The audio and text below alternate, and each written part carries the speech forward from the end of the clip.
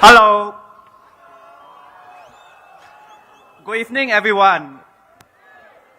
Thank you for being here today. Just some admin instructions before the rally starts. Okay, so sorry, the toilets in the school compound cannot be used.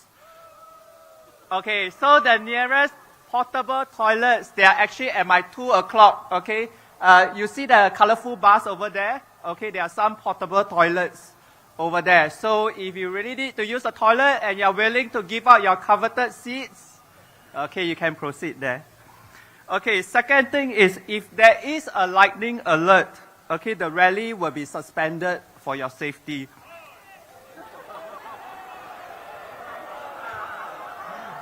Okay, sorry, I know lightning actually triggers your, okay, so sorry, okay. Okay, so if there is a lightning alert, please proceed in an orderly manner to the nearest HDB block for shelter, okay? Okay, I know y'all don't like lightning. What do y'all like, Hammer! Okay, so I'm going to speak in Mandarin first for the benefit of those who are more proficient in Mandarin. OK， 大家傍晚好，谢谢你们的来临。在群众大会开始之前，请注意以下的2点。很抱歉，学校的厕所不可以用了。OK， 所以如果你要用厕所的话呢，你要去那个很 colorful 的 bus，OK， 那边有几个移动的厕所 ，OK， 你们可以用那边的厕所。OK， 第2点就是，如果遇到雷雨的天气的话呢，群众大会将暂停。OK， 没有 ，OK， 请有秩序的前往最近的竹屋楼下避雨，以确保安全。OK， 你有雨伞啊 ？OK，but lightning a bit dangerous 啦。Okay, so welcome residents of Punggol GRC, Sengkang GRC, and Jalan Kayu SMC, and friends and supporters from all over Singapore to the 3rd Workers' Party Rally for General Elections 2025.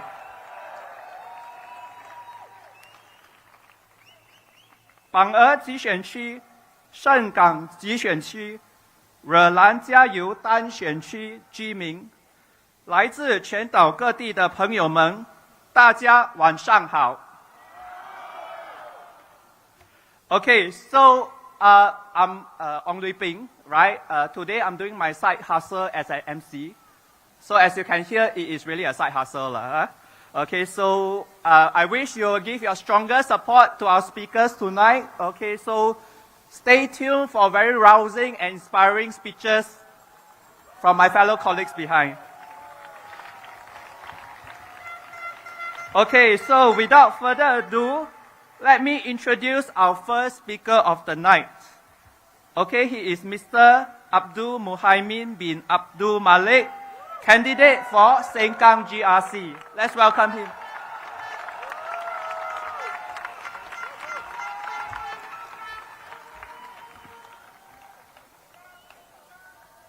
Good evening, fellow Singaporeans, and a warm hello to all tuning in.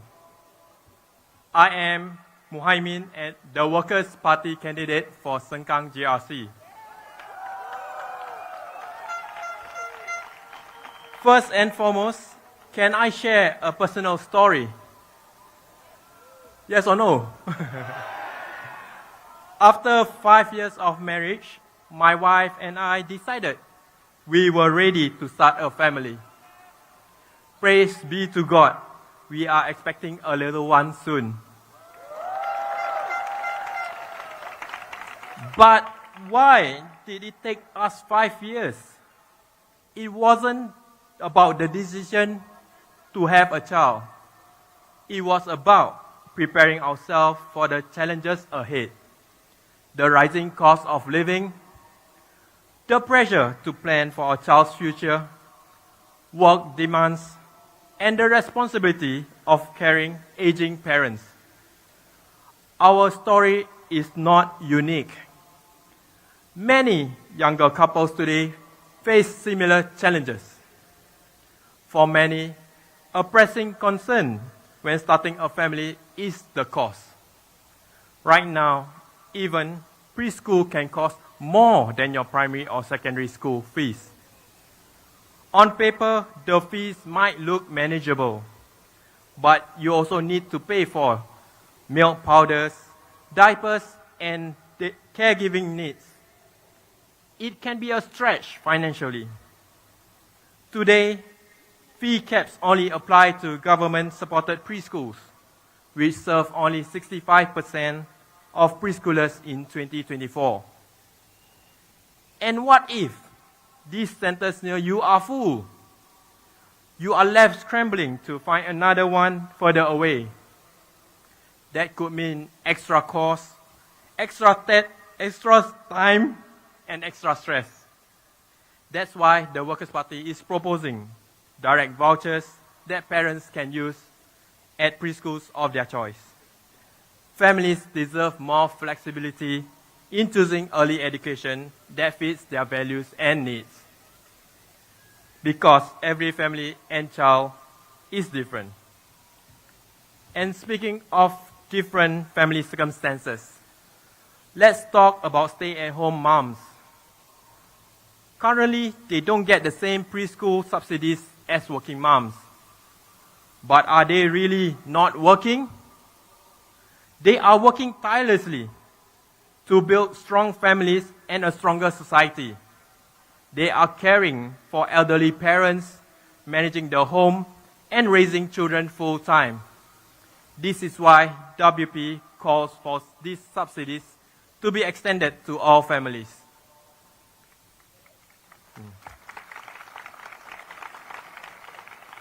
Many of these stay-at-home moms face difficult choice between work and caregiving.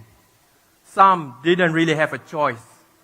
But what happened when they step away to be full-time caregivers? Many lose out, not just in income, but on subsidies, retirement savings, and career progressions. And they continue to lose out even when they are ready to return to work. Many face real struggles. Some have been out of the workforce for years, so their skills may be outdated, but support for their return is limited.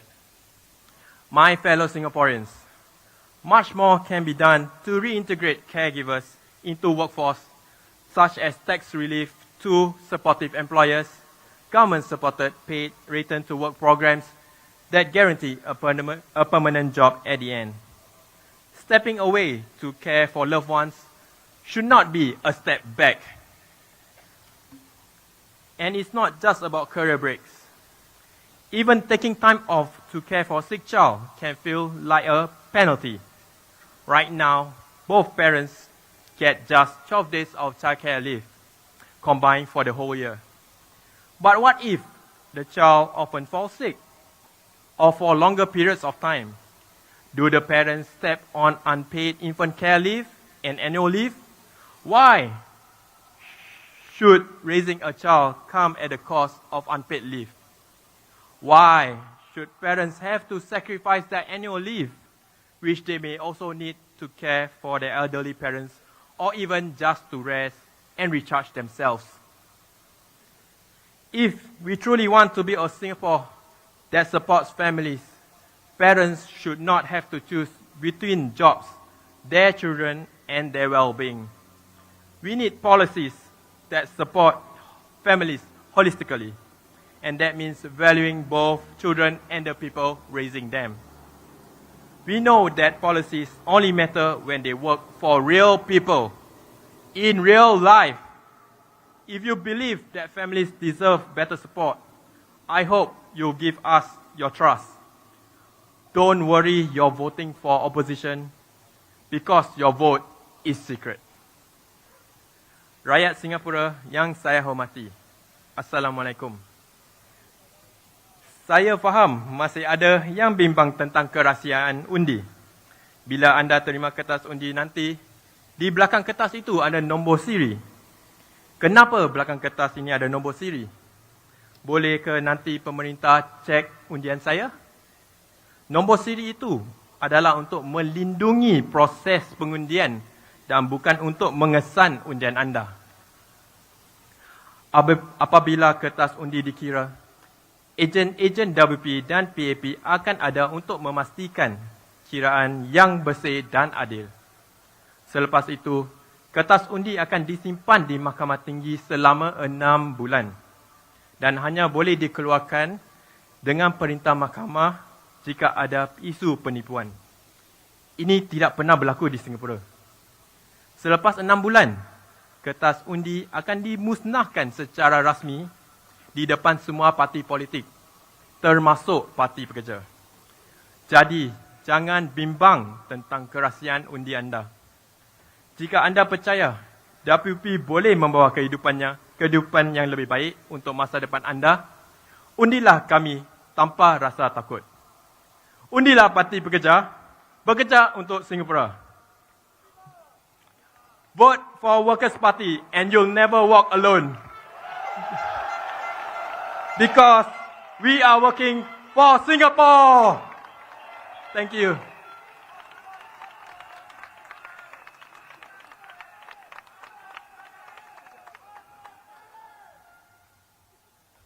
Okay, thank you, Muhaimin, for that very moving speech. Next up, we have a former keyboard warrior turned politician, Mr. Jackson Ao Chi Ming, candidate from Punggol GRC. Please welcome him.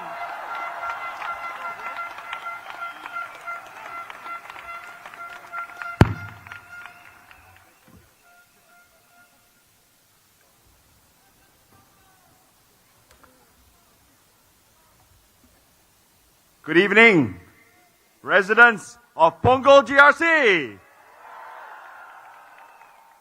It is so good to see so many of you here tonight. My name is Jackson, and I'm proud to be standing here with the Workers' Party. After my first rally speech, some residents told me that they liked my fire. But honestly, I know I come across as a little angry. I understand where they are coming from, but I will not apologize, because I'm here to fight for all Singaporeans. And if I am angry, it is because I care. I care about how Singaporeans are treated, and I care about making things better for them. If you feel angry too, it is because you care, and you know we can be so much better. I'm not sorry that some people call me a stranger and say I'm not welcome here. I'm also not sorry that I didn't come from Choa Chu Kang GRC, or that I'm special friends with Lawrence Wong. This is because Alia, Alexis, Harpreet and I, we are a solid team.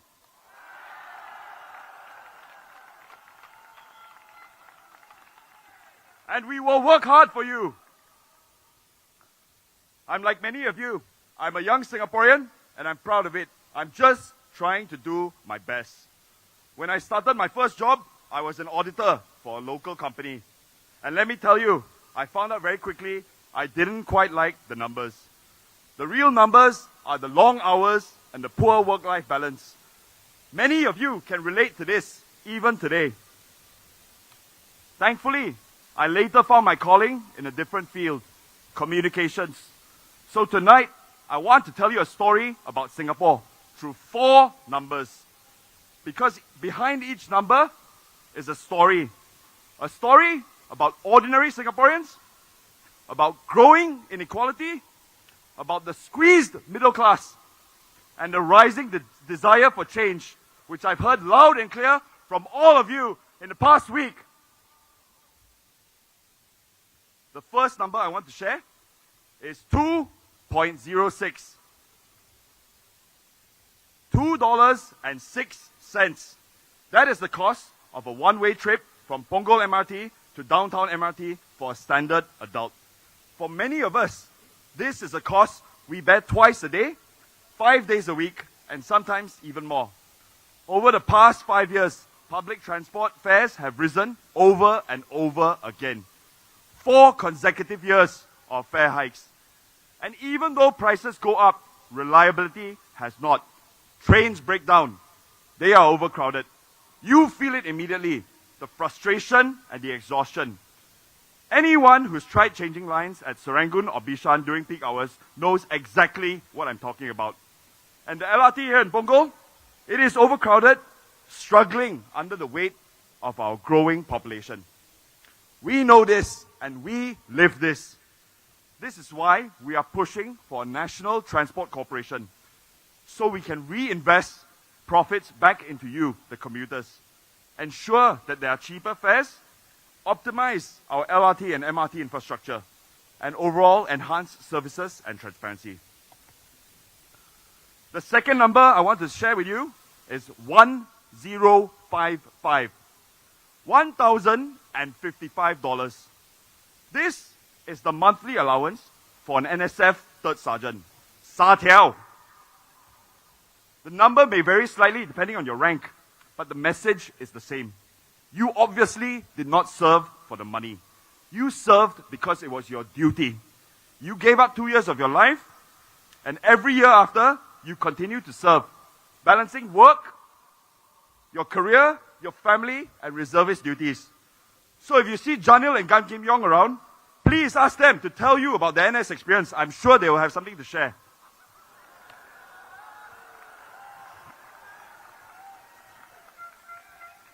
The government says your contribution cannot be measured in dollars and cents.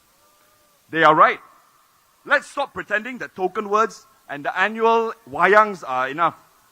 Let's truly recognize that NS is a sacrifice and it requires proper recognition. At the very least, let us stop calling it an allowance and start calling what it should be, a salary with CPF contributions. This is how the Workers' Party values your contribution to our national security. The third number I'm sharing with you is 500,000. $500,000, okay? This is what more than half of Singaporeans believe it costs to raise a child up to the age of 21, according to the 2024 Singlife Financial Freedom Index. So, if you're a new parent receiving your SG60 baby bonus pack this year, firstly, my congratulations to you. But ask yourself, is this really enough? Raising a child in Singapore today is not easy. Young families face rising childcare costs, limited parental leave, long BTO wait times. The Workers' Party understands this. We have proposed real, meaningful, and long-term solutions and support. We're not giving you one-off grants, and we're not giving you teddy bears and labubus.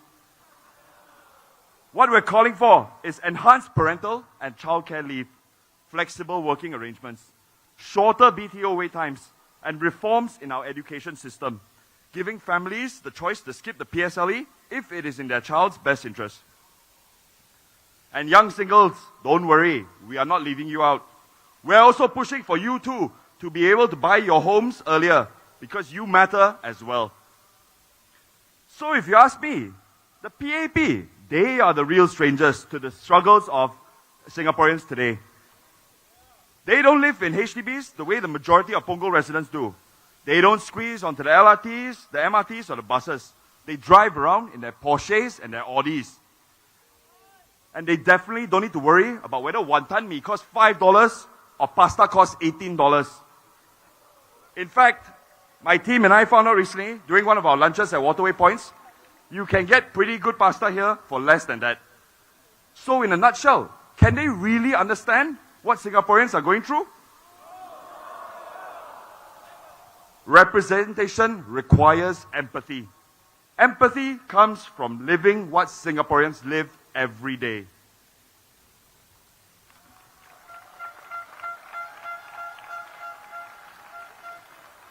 The final number I'm sharing with you is this: 61,780.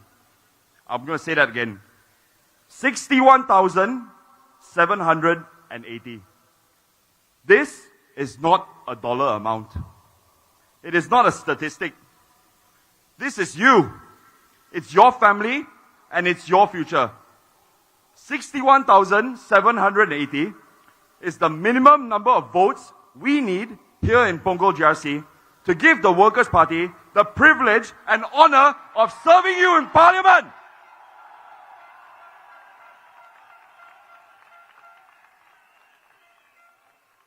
This number represents your voice, your hope, your desire for a better future.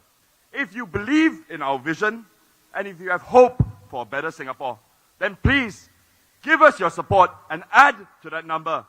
If we win, we won't just be making history.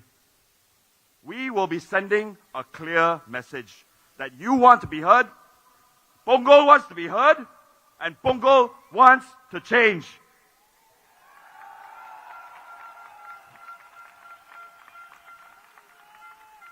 So please remember this number, 61,780. Whatever you do, make your vote count and make your voice heard. Vote for the Workers' Party.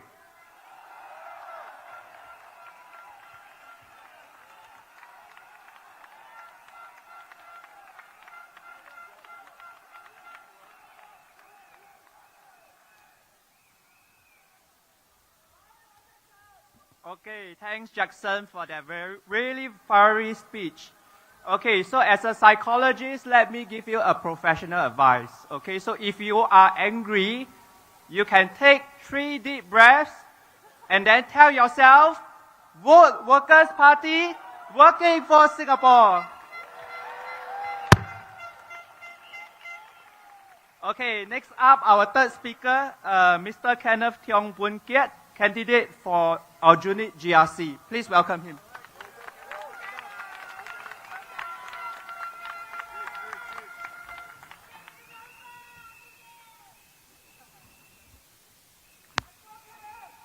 Friends, fellow Singaporeans, my name is Kenneth Tiong. I am running to be a Member of Parliament in Aljunied GRC. Today, I want to speak about why I stand here with the Workers' Party. I found in the Workers' Party a group of Singaporeans who are driven by ideals. The people of this party are not here for titles, positions, or material benefit. They are Singaporeans like you and me, who give their precious time and sometimes even their own money, purely because of what they believe in. The possibility of a better Singapore. The belief that Singapore deserves a real choice. And to be that credible choice, to earn your trust, we hold ourselves to clear standards.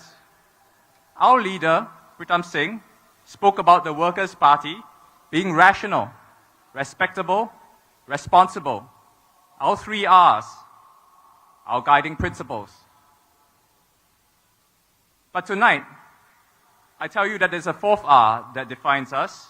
Now, ready. We are ready. Ready to listen. Ready to serve.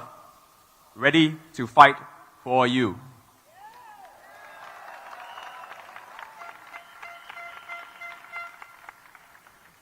That's why I'm proud to stand with this party. Our ideals and principles compel us to listen closely to your concerns and propose the solutions you need. Let me give 3 examples: work, NS, and justice. Work. What happens if you are retrenched? It's a worry we all share.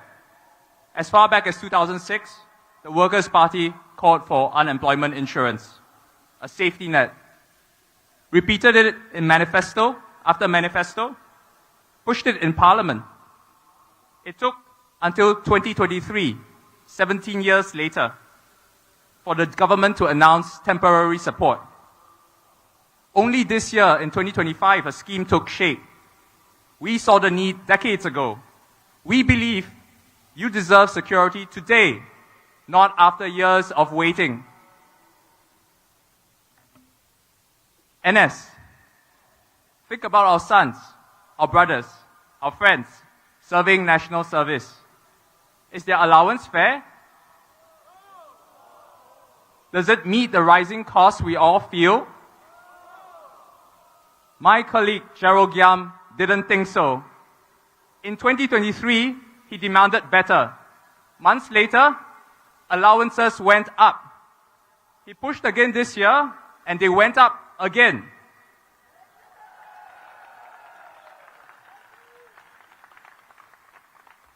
Why?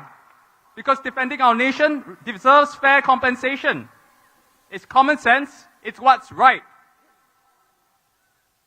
And what about justice? Should your access to a lawyer depend on how much money you have?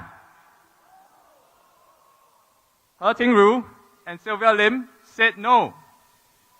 They called for fair access for everyone. That same day, the government acknowledged the need and moved for a public defender's office.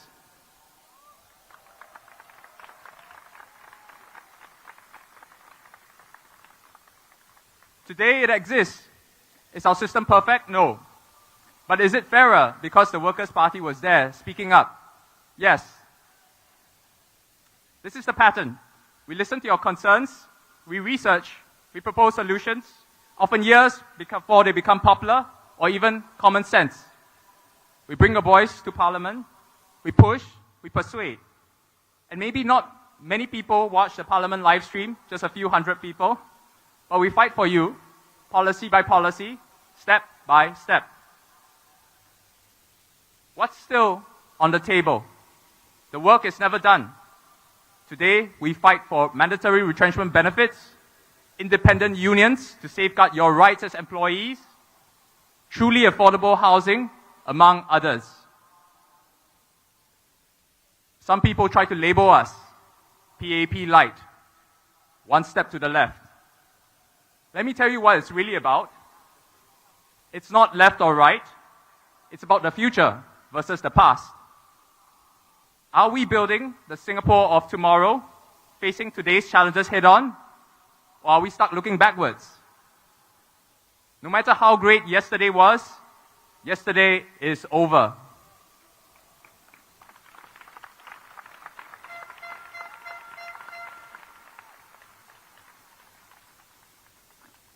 The Workers' Party has its eyes firmly on the future because you, the people of Singapore, are in our hearts. So when they call us PAP light, I say maybe they've got it backwards. Maybe the PAP is WP late.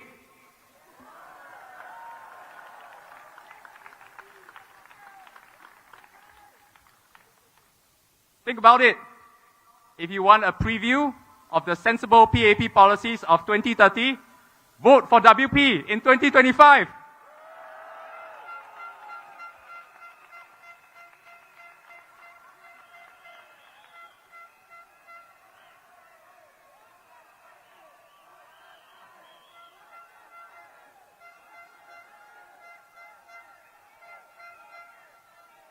Get those policies 5 years earlier, when they actually matter for the challenges you have right now. Now, you hear the PAP responding, digging through archives, saying, oh, we mentioned that idea in 2008, or we needed time to study. Friends, they talk about study time. 17 years for unemployment support. While they studied, did your bills wait? Did your family struggles pause? Whatever label they put on that long process, the undeniable outcome for Singaporeans was delay. Friends, that cost of delay is paid by you. Ultimately, whether they admit it or not, whether the final policy is a perfect copy or slightly different, our relentless push on unemployment support, on NS pay, on getting justice for scam victims, forced them to act. It delivered progress. It made a difference in your lives. That is the outcome we fight for, the outcome for Singaporeans that matters. So why wait? Why wait for a delayed, watered-down version of a good idea? Why settle for policies playing catch-up? You deserve leaders who don't just monitor, but act. You deserve solutions that are fresh, relevant, and address your life today. The cost of living, the pressures, the dreams you have for your family. You deserve a party that is ready to represent you, ready to shape a better future starting right now. So this GE, make your vote count. Vote the Workers' Party. Vote for the party that is always ready to work for Singapore. Thank you.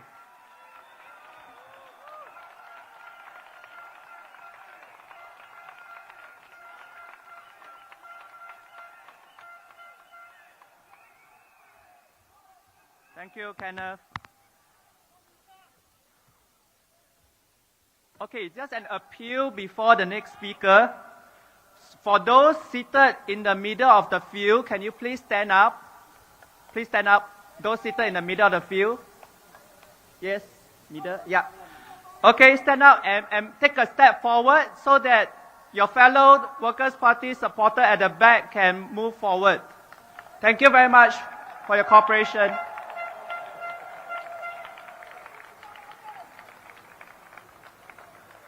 Thank you for showing the Singapore spirit.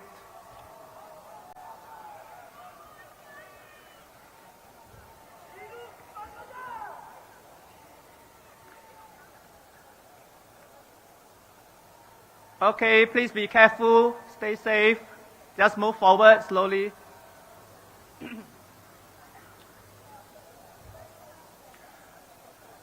Thank you very much. And for those behind who can't hear the speeches well, please turn on the live streaming on your handphone to hear our passions better. Okay, next up, our Kaki Nang, Mr. Louis Chua Keng Wee from the Sengkang GRC.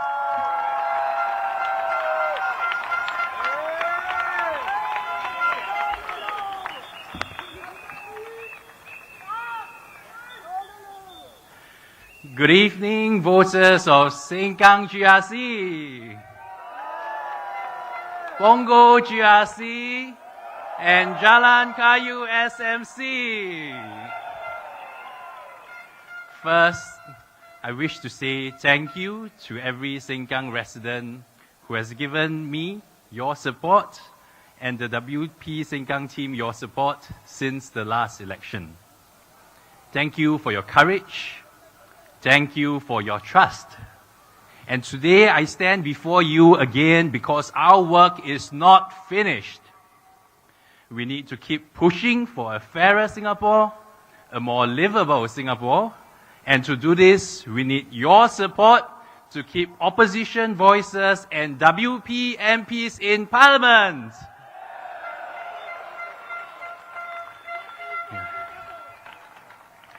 Allow me to speak in Mandarin today. 各位选民朋友，大家晚上好。我是工人党盛港集选区的候选人蔡庆威。今天我要谈一谈市政理事会的事宜。5年前，盛港集选区根本不存在。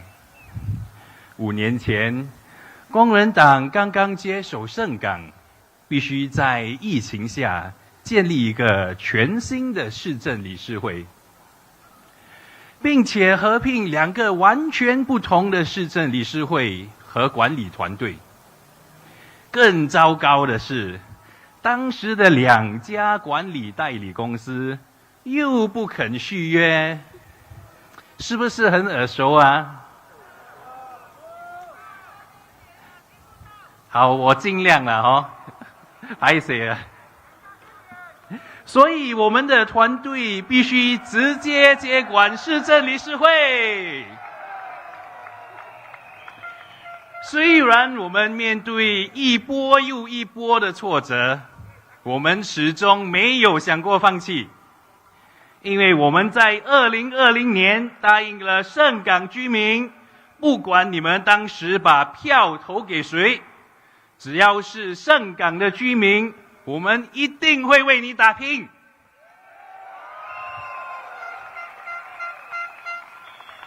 5年后，我很高兴的可以大大声声的和大家说，我们是全新加坡管理的最好的市政理事会之一。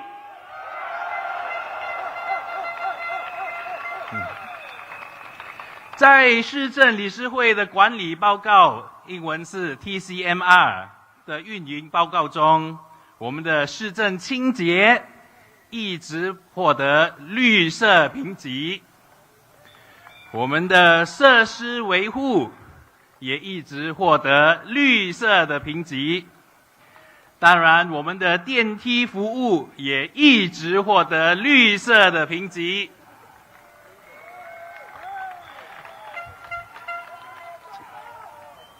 从治理的角度来看，盛港市政理事会与阿育尼后港市政理事会一样，都从2021到2023年的所有3个市政理事会财务和管理报告中都获得了持续的绿色评级。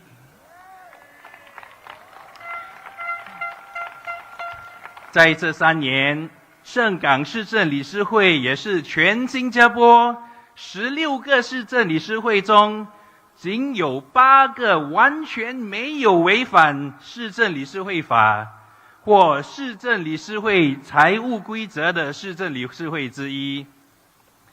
所以当 BAB 政府恐吓你说，如果你把票投给工人党，你们将会付出代价，你们就不会有盖走廊，你们的物价就会大跌，这些都是假的。我反而还担心啊，为什么在盛港一间3房式主屋都要54万，一间5房式主屋都要70多万，甚至从去年开始有100多万的政府主屋啊，在盛港100多万啊，这才吓死人，对不对？所以Jalan Kayu的选民，你们不必担心，如果我的同事刘宇阳成功当选，盛港市政理事会有信心可以把你的市政管理得好。毕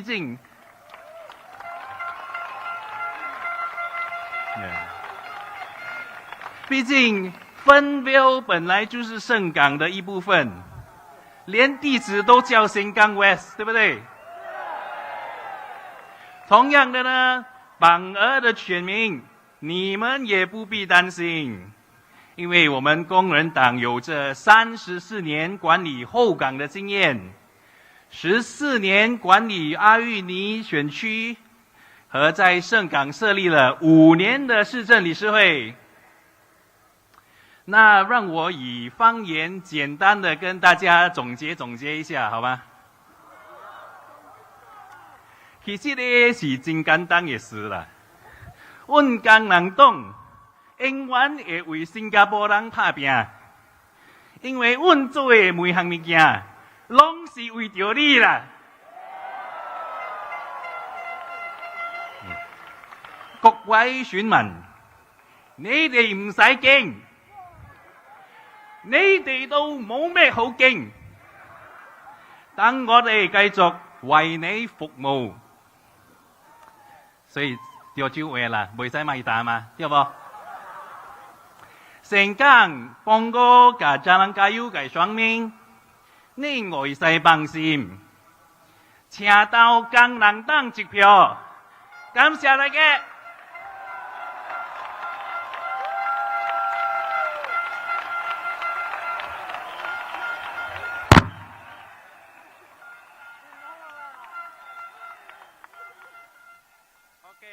you, Kak Kinang. Okay, so we hear that in Sengkang GRC, our town council is all green. But for Punggol and Jalan Kayu SMC, we want to turn them from green to... Yes, okay, so next up, we have Siti Alia binti Abdul Rahim Mata, candidate from Punggol GRC.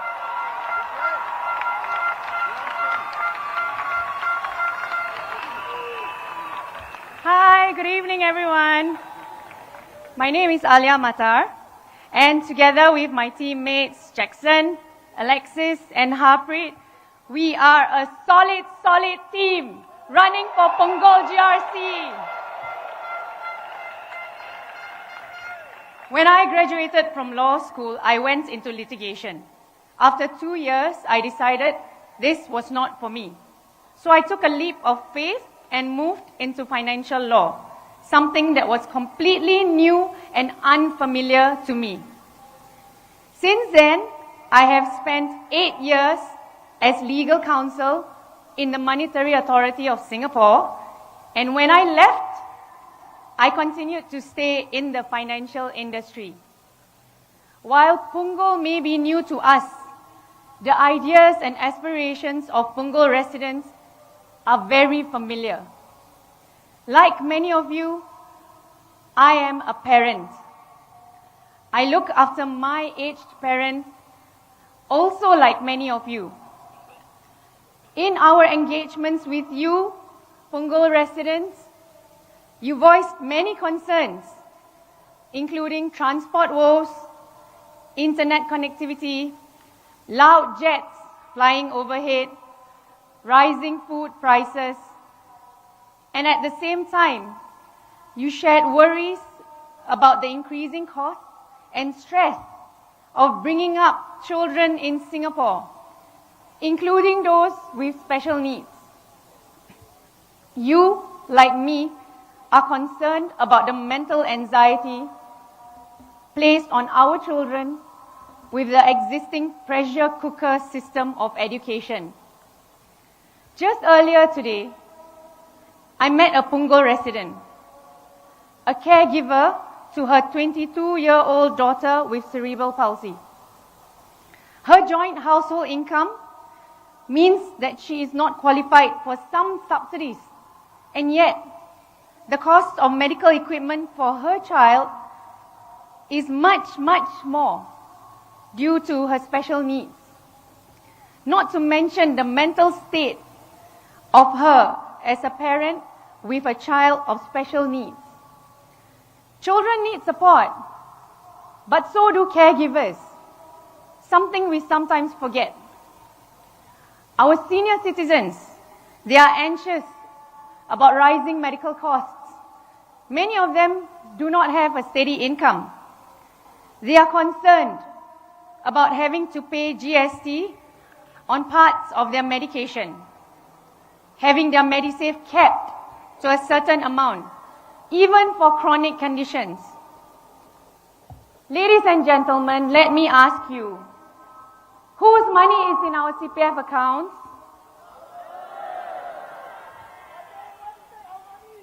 Whose money is in our Medisave accounts? It is our hard-earned money, meant to pay for our medical costs in our old age. This is not asking for handouts. It is trying to take care of ourselves with our own money. Ladies and gentlemen, there was an article recently by Tan Swee Chie, former Group Chief Executive of NTUC Enterprises, and let me quote him. "We live in a troubled world. Citizens must speak up on matters that affect our collective future, especially when decisions are taken in our name. These are not acts of division. They are acts of care for our country and for the institutions we rely upon." We keep hearing the term behind closed doors, that heated debates and discussions had already taken place behind closed doors, that some people have friends in higher places where they can ask for special help, even for national programs apparently. Is this right? Can you accept this? This is our nation.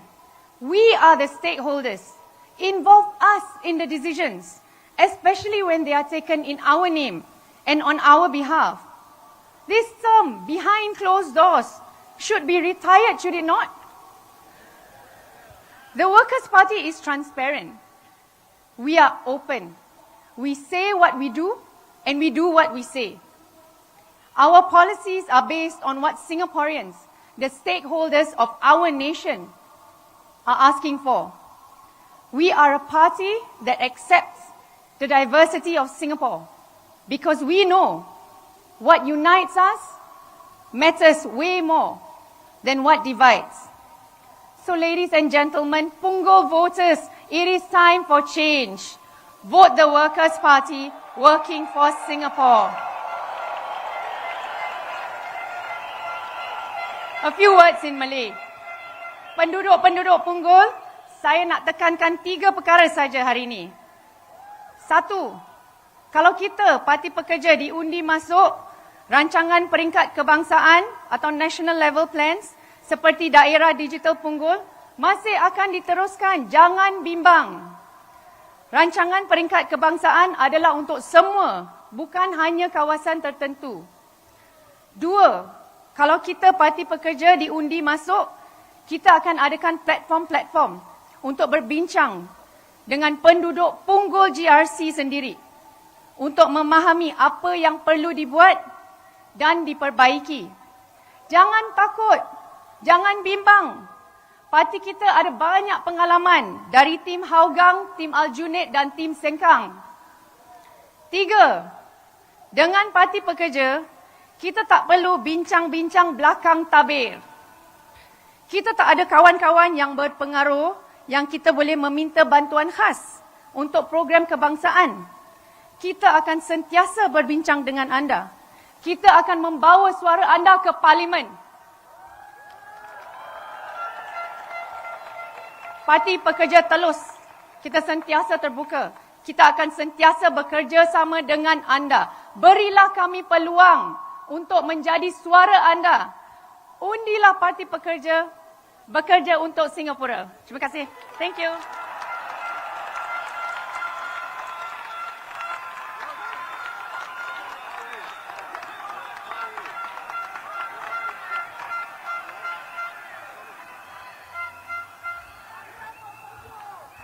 Okay, thank you, Alia, for the very open speech. Okay, good evening, everyone. We are currently at maximum capacity for this rally site. Thank you so much for your support.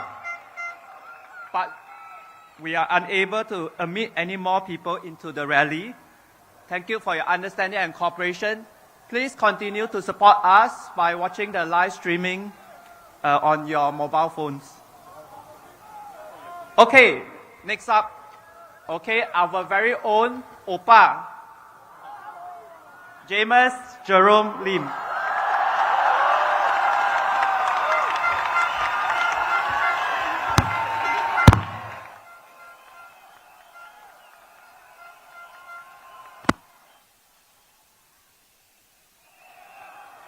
Good evening to our 200.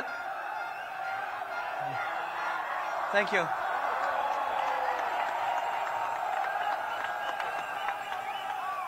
Good evening to our 280,000 bosses from Sengkang, Punggol, and Jalan Kayu SMC.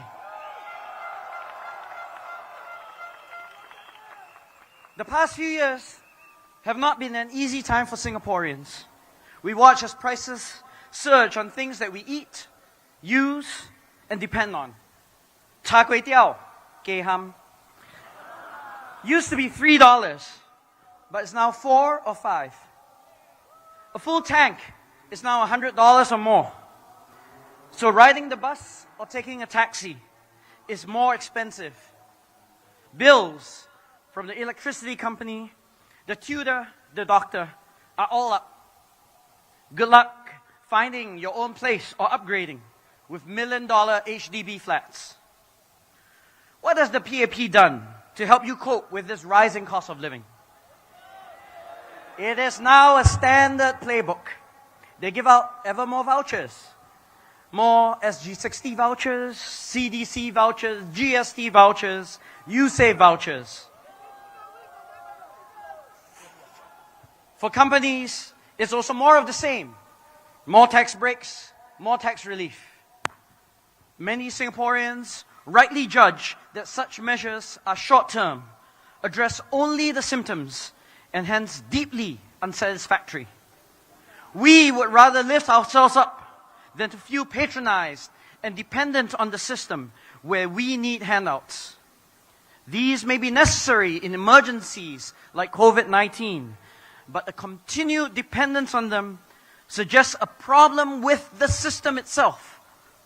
Reducing the burden of regulation and taxes is surely welcome, especially for struggling small businesses. But to keep coddling rich multinationals cheapens our country's value proposition. What is worse, the government has only added fuel to the flame of rising costs. They insisted on raising GST in 2023 when inflation was already raging and when there were easily other sources of revenue available. They've been slow to release more vehicle quotas, even in a low-volume year, thereby allowing COE prices to escalate to as much as $150,000. And they're stubbornly stuck to a land pricing formula that embeds the price of land into public housing valuations, effectively passing on the potential bubble in land prices onto resale HDB flats. But the PAP seems to have no better ideas on how to address these problems other than more handouts and more vouchers. High cost of living aren't just because the world at large has experienced post-pandemic inflation. High cost of living in Singapore are as much a homemade structural problem, demanding structural solutions since they were manufactured by the PAP.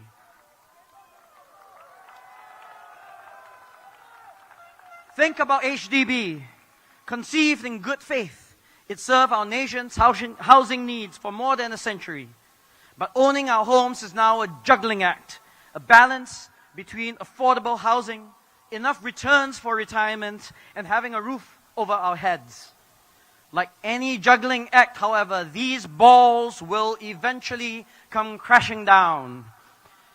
These competing goals are fundamentally irreconcilable, and the way the government has tried to square this circle has been to give ever greater grants and subsidies to new homeowners. But this fosters a rentier mindset. People buy and flip, cashing out after the MOP.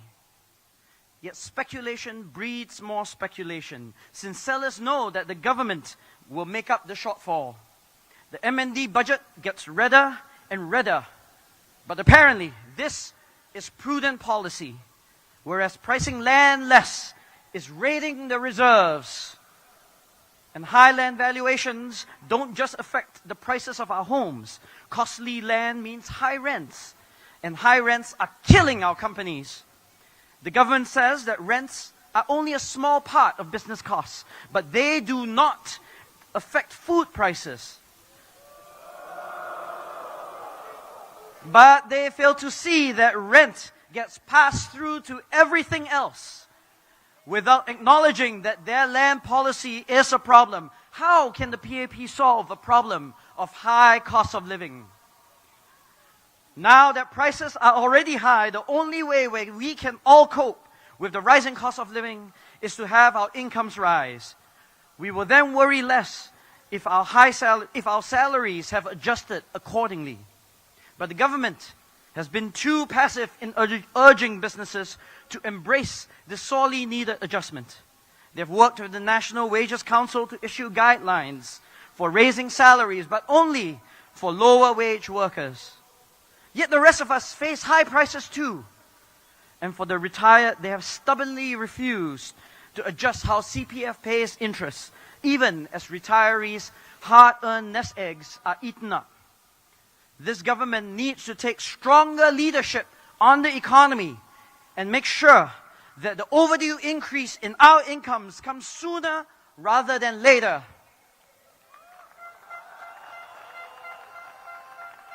The decades and decades of parliamentary supermajority that the PAP has enjoyed has bred policy complacency, intellectual stagnation, and unimaginative thinking. This is no longer your father and my grandfather's PAP.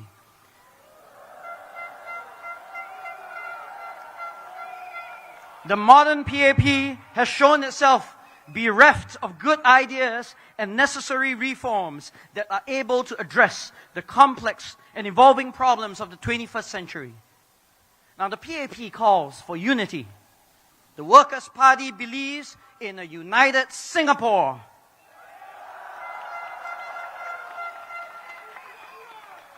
But we cannot, we must not blindly unite in voting for the PAP.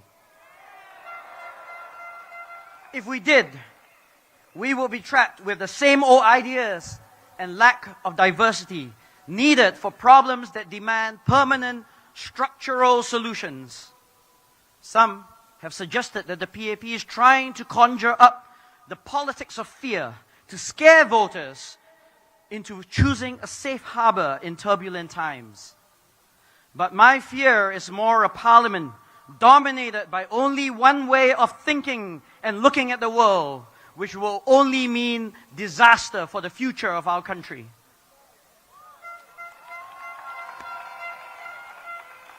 How can we be sure that a one-party government will take your concerns seriously if we aren't there to speak truth to power?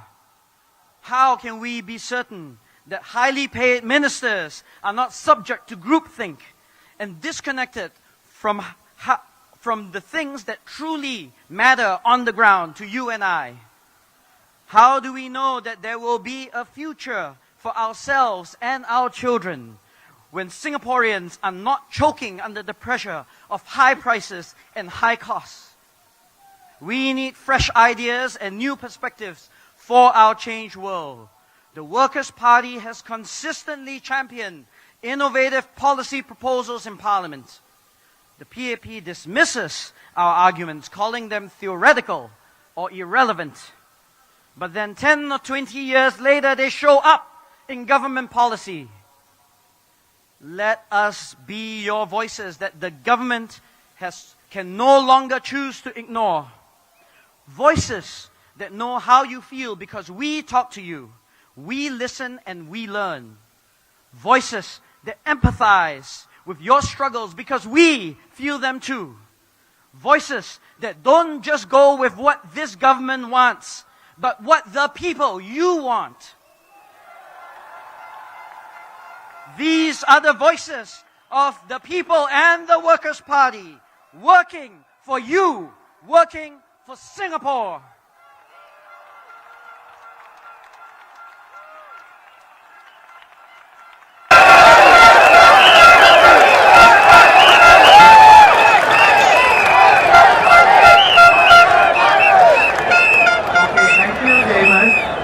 Next up, a candidate who is no stranger to all of you. Our very own Alexis Deng Pei.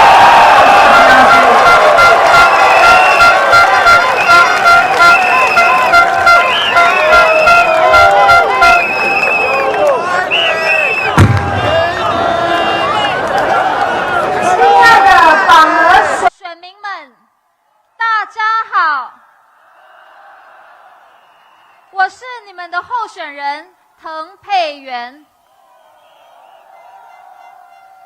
很高兴能够再一次的站在这里跟大家对话，分享我的心路历程。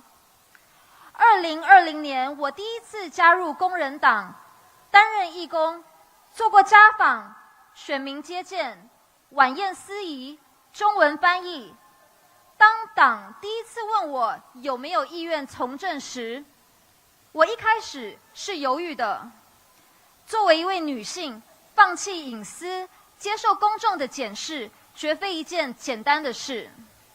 身边的朋友也劝我不要走这条路，因为一旦开始，就没有办法回头。这个决定，我思考了很久，最终让我下定决心的，是因为我发现，我在乎的并不是得失，而是对错。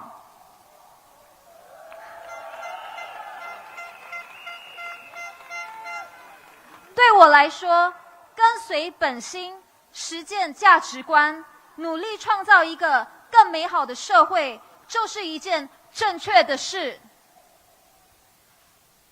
很多人问我，如果想为民服务，为什么不加入执政党，走一条康庄大道？为什么要选择工人党，走一条崎岖小路？今天，我想用这5年来作为义工的感想、所见所闻，回答大家。我看到的是，在这繁荣表象下，贫富差距扩大，弱势群体对梦想的无能为力。我看到的是年轻学子过早背负起对未来的焦虑，孩子们在课业压力下流泪挣扎。我看到的是执政党高枕无忧，而工人党议员在巨大压力下依然坚持信念，一家一家的帮助居民。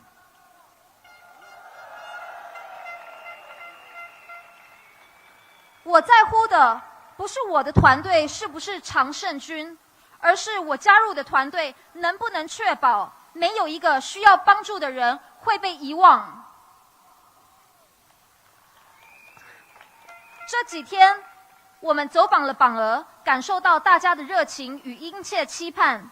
我们听到的诉求很实际：婴幼儿托管、幼儿园、运动设施、乐龄活动空间不足，巴士路线少，网络信号弱，有盖走道不完善，这也包括学校内走道，而不仅仅是严副总理所说的，因为榜鹅拥有很多的绿地。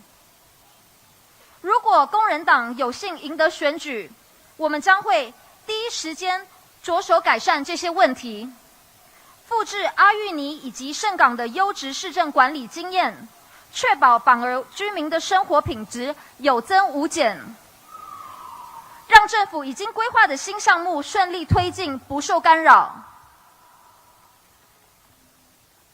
此外，我们也将继续在国会中为大家发声，推动切实减轻民众负担的政策，包括1. 为基本生活用品取消消费税，缓解榜鹅的高食品价格压力；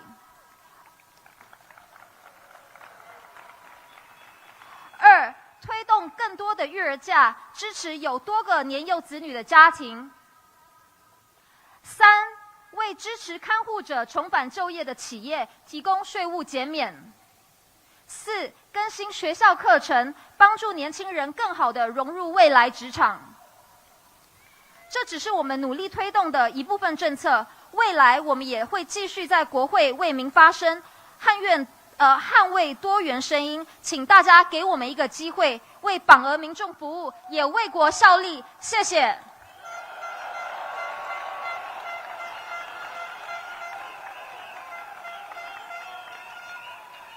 Okay, I'll use English to speak a few words now. Good evening, Punggol residents. It's been a real pleasure meeting so many of you over the past few days. We are truly humbled by your warmth and honesty. Thank you for sharing your concerns with us. If given the chance, we promise to act on them immediately. I would also like to address some comments made by the ruling party. At the last PAP rally, Ms. Sun Xueling said, "We do not need strangers to come to Punggol."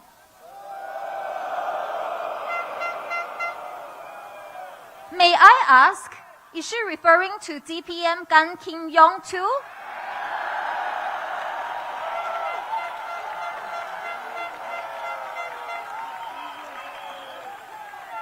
Or is he exempted because he's good friends friend of PM Lawrence Wong. Before last Friday, I was an ordinary citizen just like you, and I have deep respect for our country's leaders. But when I hear statements like, I will talk to my good friend, it reflects a troubling reality about our politics today. Is this the kind of leadership that we want to endorse? Is this the political culture we want to pass on to our children? Where success isn't about fairness, but about connections? In another speech, our retiring DPM Heng Swee Keat said, look at countries that have diverse parties. What do? They talk. Nothing gets done. But why are we only comparing with countries that falter? Why do we assume Singaporeans aren't smart enough to chart our own unique political path?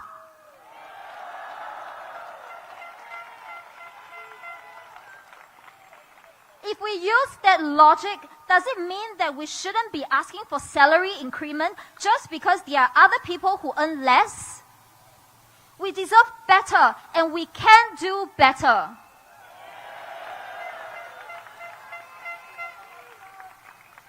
In GE2020, PAP parachuted DPM Heng Swee Keat into East Coast GRC.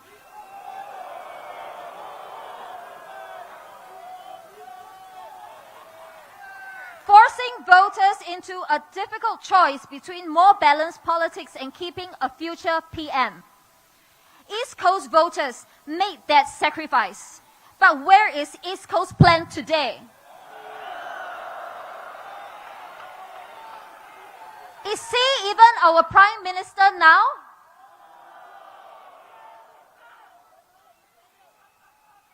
And again, they are trying to pull the same stunts in Punggol, forcing you into a corner. Is it really that wrong to want a more balanced parliament? If we allow this tactic to succeed again, make no mistake, it will be repeated at the expense of all Singaporeans.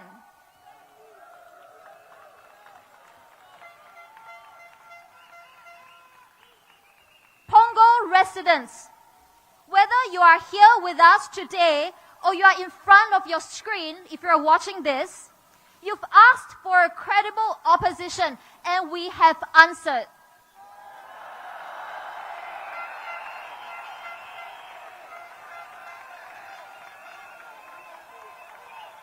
We have fielded a very good team here, a solid team.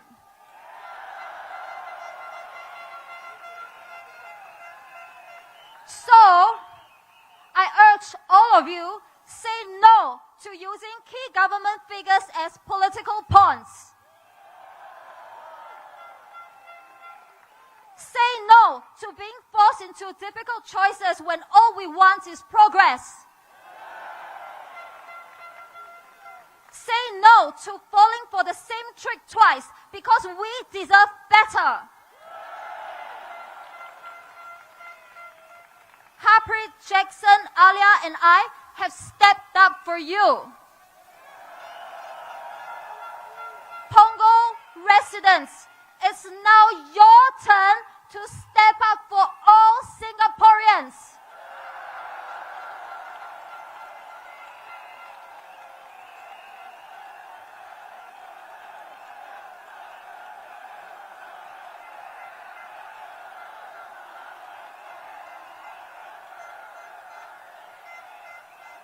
Say no to them and vote Workers' Party, working for Singapore. Thank you.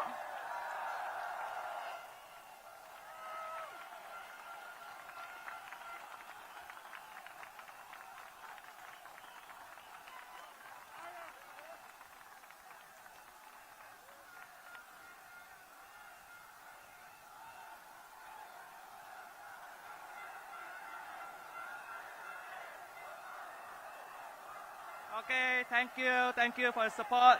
Do we look like strangers to you?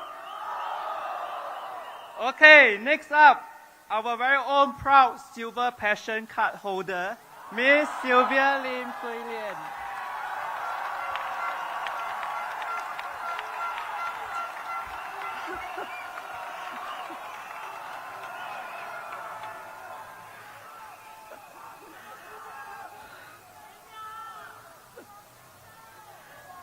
Good evening, fellow Singaporeans.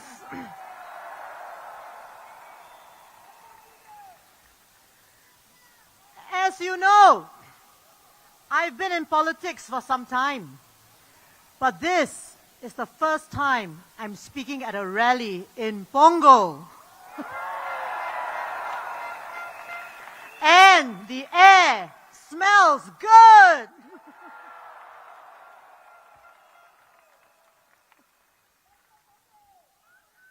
Tonight, I would like to speak to you about the women candidates that the Workers' Party is fielding at this election.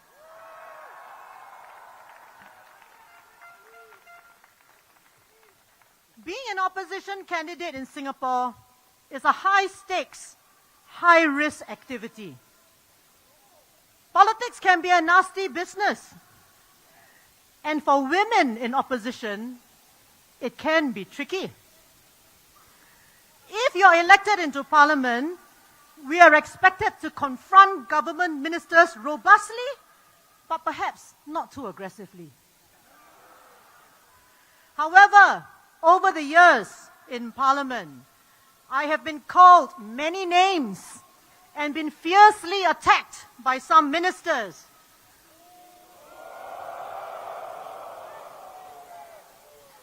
But I fought back with everything I had.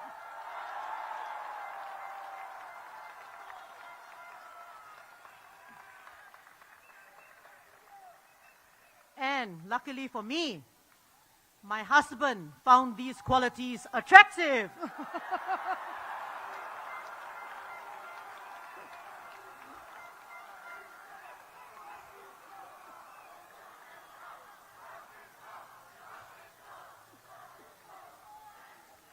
I hope he's come back from his dinner.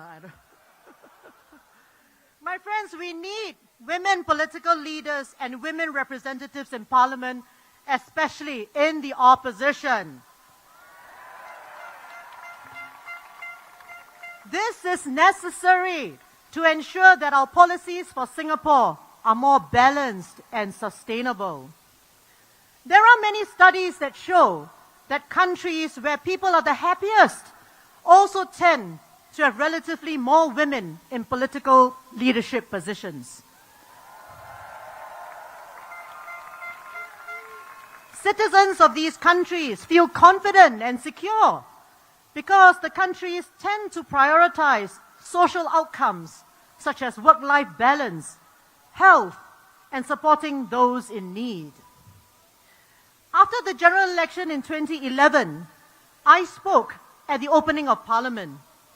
I called for the government to measure whether its policies have resulted in happiness, well-being, and contentment in Singaporeans.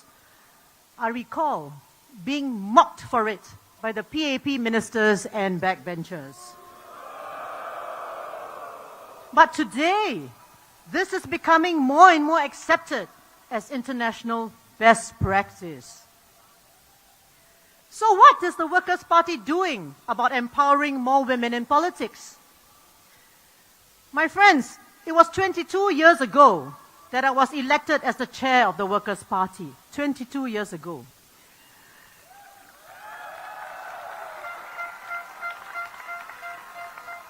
And I have to say, I have outlasted 4 male chairmen of the PAP, and I've yet to see a female chair on their side.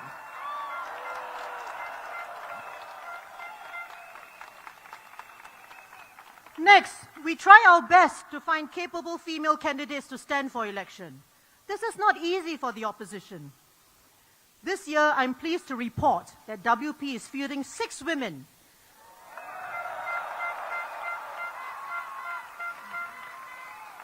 Tonight, I would like to share with you why I think they are women of substance who will speak up for you fearlessly and defend your interests in Parliament. So first, let me start with the two ladies fielded in Punggol.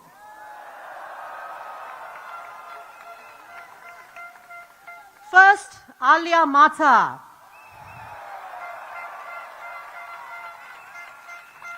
Alia identifies herself first as a mother of 3 teenagers. You can be assured that she will be fully committed to pushing for policies that families care about, such as in the areas of housing costs and education. And did you know that she's a lawyer by profession who has worked in the Monetary Authority of Singapore for 8 years? She is now an in-house legal counsel in a multinational corporation, and she will be able to scrutinize government bills effectively.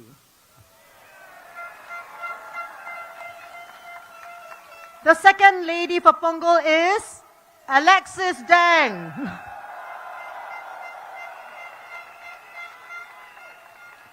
She has years of experience in banking before transiting to the technology sector, where she works in advertising technology, promoting partnerships with media owners to drive revenue growth for clients.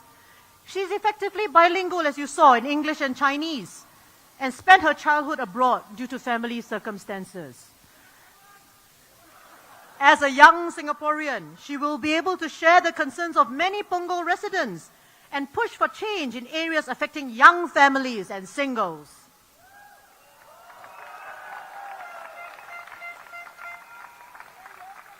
For Tampines GRC, we are fielding Eileen Chong Pei Shan.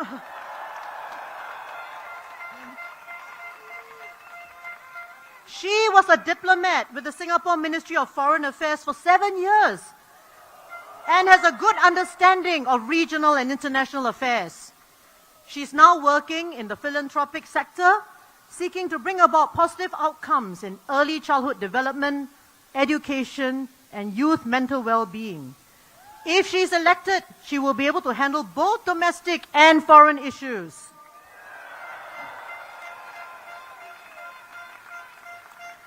And next, for East Coast GRC, we have Paris V. Paramaswari, our Navy woman. She rose from the ranks in the Navy, worked in insurance before joining the US Navy in Singapore as a security administrator.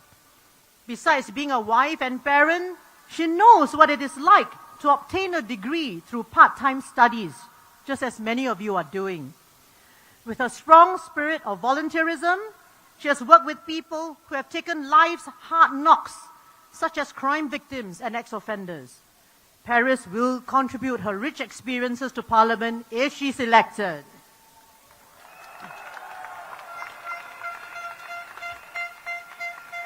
As for Ms. He Ting Ru,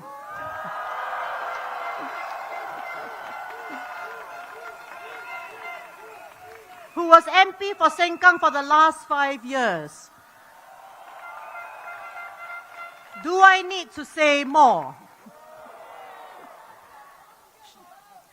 She has proven herself more than capable of handling her parliamentary duties and being chairman of the Sengkang Town Council, all while being the mother of 3 children under the age of 10.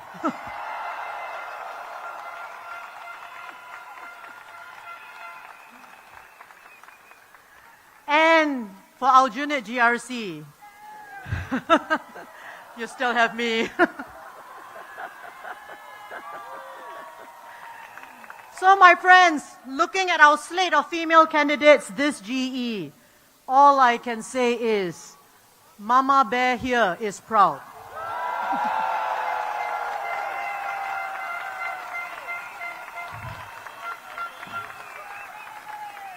So how will we serve your interests as opposition MPs in Parliament?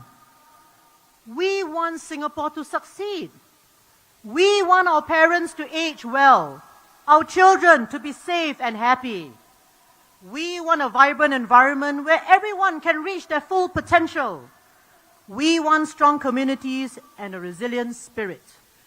The difference between opposition MPs and PAP MPs is that we can reject government policies that we do not think are in the interest of Singaporeans.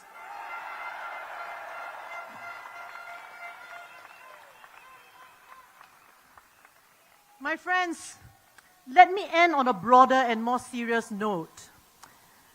In my 20+ years with WP, I can confidently say that this batch of our candidates, both men and women, is the most promising batch that WP has fielded.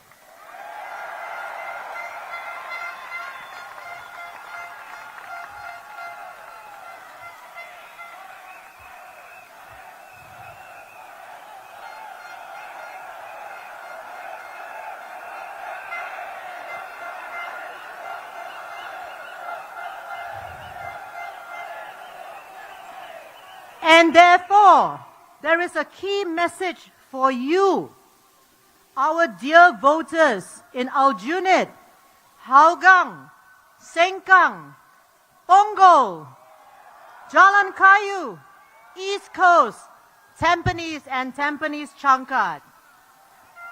If these candidates do not get elected this time, there may be no next time. The electoral boundaries may change.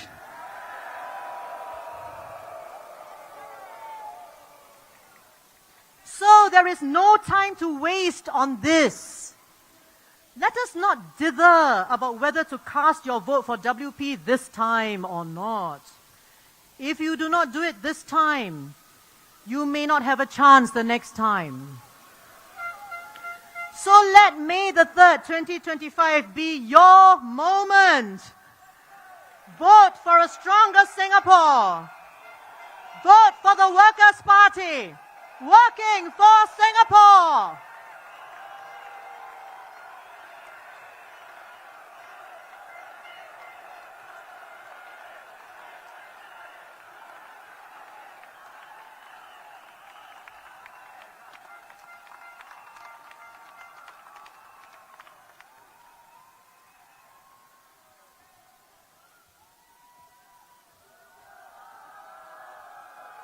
Okay, let me ask you this. Are you happy with the PAP? Are you happy with the Workers' Party?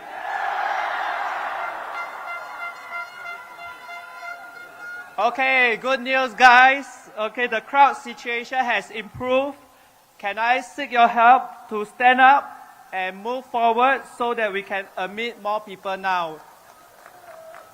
Please, we seek your cooperation. Please stand up, move forward so that more people can feel our passion.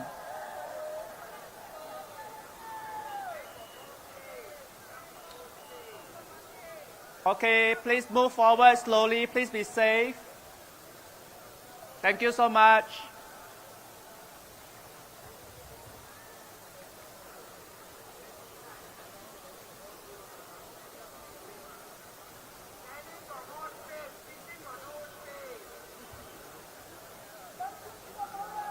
Thank you. Thank you for showing the Singaporean spirit. Please move forward, but please be safe.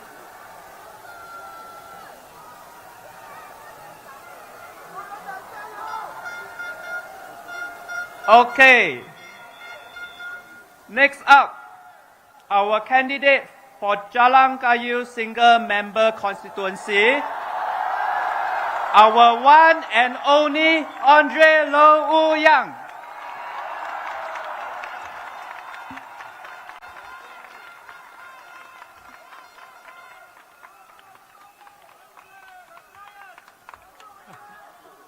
Thank you. I may be short in stature, but I hope I can rise above. All right. Good evening, my friends, my neighbors. 各位朋友，各位邻居，晚上好。Man, it feels good to be here among my fellow Pongolers. I live not too far from here, but I didn't grow up here. So I don't know if you think I qualify to be a son of Punggol or not. But on a more serious note, last week I stood before you as a stranger. Tonight I hope you see me as someone who understands your concerns, shares your hopes, and is ready to fight for our community. I spent many hours walking the ground for the past 2 years. 我看到了你们的困难，也感受到了你们的期望。And what I've heard is clear. 全部东西太贵了。Everything is so expensive now. This sentiment echoes in almost every conversation. At the kopitiam, at the hawker center, from retirees to working adults to young families alike, we all feel the same way. Let's be frank. Singapore is becoming unaffordable for everyday, ordinary people. 现在的新加坡，物价越来越高，日子越来越难过，新加坡人的生活负担越来越重。买菜、电费、水费、大巴士、大地铁、看医生，这些基本的生活开销都在上涨。But you know what frustrates me the most? It's when I hear the ministries tell us that, oh, actually, inflation rate is falling. That's what they said in February this year, but the reality is different. You and me on the ground, when we go to the supermarket, do we see our prices falling? I didn't think so. And a retiree, they cut back on the simple joys that they used to take for granted. 我们辛苦了一辈子的长辈，退休后，他们是否可以享受一个舒服的生活呢？ This isn't just about statistics. This is about dignity. It's about whether Singaporeans are able to afford a decent standard of living in our own land.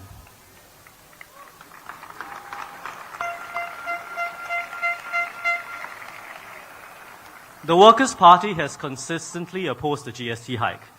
You know, we're not against taxes, but because GST hits lower and middle income households the hardest. That 2% increase might seem trivial to those in ivory towers, but for many it's the difference between comfort and anxiety. We propose exempting essential items from GST. Basic food items, utilities, medicines, textbooks and school supplies. We want tiered pricing for utilities. Lower consumption means lower rates. This benefits smaller households, our seniors and pioneers, and those who conserve resources and look after our green earth. Why should ordinary families have to bear the same rates as those who live in GCBs and black and whites, with wine cellars, lifts at home, and multiple aircons running 24/7? 这公平吗？这合理吗？ Housing remains the biggest expense for most Singaporeans. The financial burden is there for the youngest, and if they don't have a stable roof over their heads, how can they even begin of thinking of starting a family? Wait times of 4 to 5 years for BTO flats. When did this become the norm? When did this become acceptable? In 1989, the wait time was just 2 to 3 years. The government has finally admitted there is a problem. But what is their solution? Recalibrating. That's a new one for you. To have more flats with wait times under 3 years. Under 3 years, that is their optimistic goal. Shouldn't that be the ceiling, the maximum, not a goal to aspire to? The Workers' Party will continue to push the government to bring BTO wait times back to what they were before. Not eventually, not gradually, but now. We also believe that 28-year-old singles should be allowed to apply for BTO flats. Not just those aged 35 and above. It's not just for singles, you know. Single mothers are considered singles too. They have a family. Why shouldn't they be able to provide a roof for their children? Our times have changed. Policies should change too. Let me tell you about a former schoolmate of mine. She's 34 years old this year, just like me. She earns a good salary. She's single. She wants independence. But if she wants a BTO, by the time she has a roof over her head, she'll be pushing 40. Is this the Singapore we want? Where hardworking adults don't have the dignity of their own space until they are 40 years old? 这是我们要的新加坡吗? These are not just isolated policy proposals. They represent a fundamentally different vision of Singapore. A fresh perspective, new ideas. The PAP believes in trickle-down prosperity. Keep the economy growing and everyone eventually benefits. But that's not happening anymore, is it? Our GDP grows, but many Singaporeans feel like they've been left behind. We, the Workers' Party, we believe in an economy that works for everyone, where prosperity is measured not just by GDP, but by whether ordinary people can afford to live well. And this is why the Workers' Party is proposing a national minimum wage. $1,600. A simple number, a universal baseline that says, if you work full-time, you deserve a living wage. But I stand before you tonight with not just words, but with a commitment to work. If elected, I will push relentlessly for these policies in Parliament. I will be your voice when decisions affecting your livelihoods and futures are made. I have no doubt my opponent is a good man.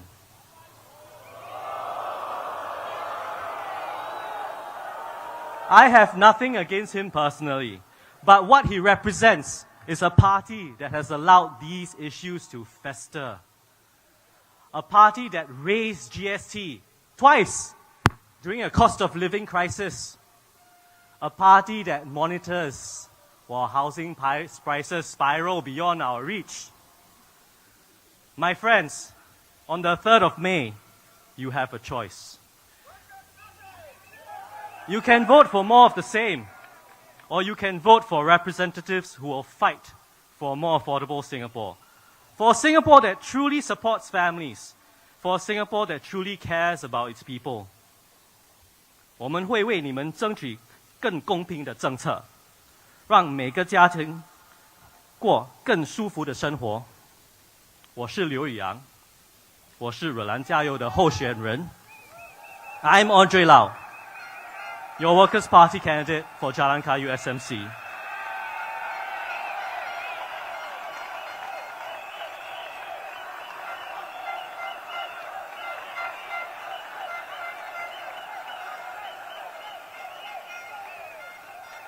Now, I want to end with this call to action. Over the past week, a string of PAP prime ministers, past and present, have lined up to ask Singaporeans for a strong mandate. I say, we send them a strong message. Vote for change, vote for hope, vote for the Workers' Party. Thank you and good night 谢谢大家，晚安。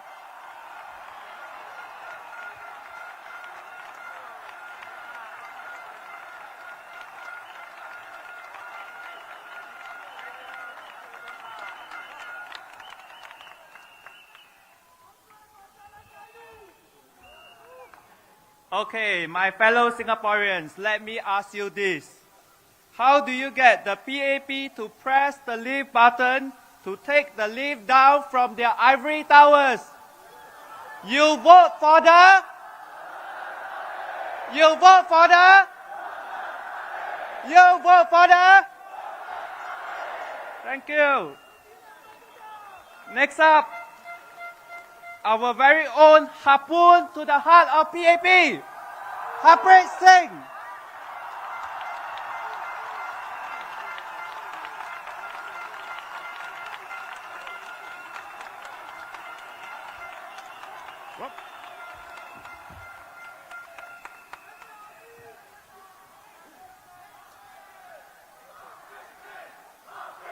Thank you.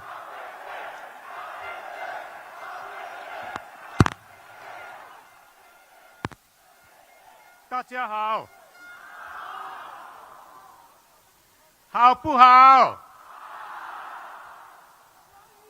吃饱了吗？很好。今日我係打淡薄條蕉嘅，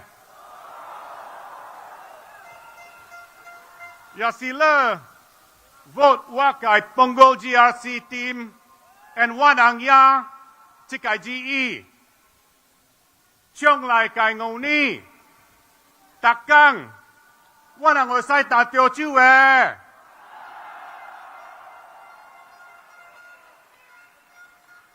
感謝你嘅 support。I would like to spend a short while addressing our Malay friends from Punggol GRC. Apa khabar semua? Bila saya masuk rally site ini tadi, saya lihat ada ramai orang Melayu di sini. Abang-abang, kakak-kakak, adik-adik, mana semua? Dengan lagi semangat, mana semua? Nama saya Harpreet Singh. Saya tahu, saya dengar ada orang yang cakap yang peguam senior Singh ini, kita tahu dia pandai cakap bahasa Inggeris. Dan kita pun ada dengar dia boleh cakap bahasa Teochew. Tapi orang tanya, yang peguam Singh ini dia boleh cakap bahasa Melayu ke? Peguam Singh ini, dia boleh faham isu-isu yang penting untuk kaum Melayu di Singapura ke? Tuan-tuan dan puan-puan, saya fikir, you just got your answer.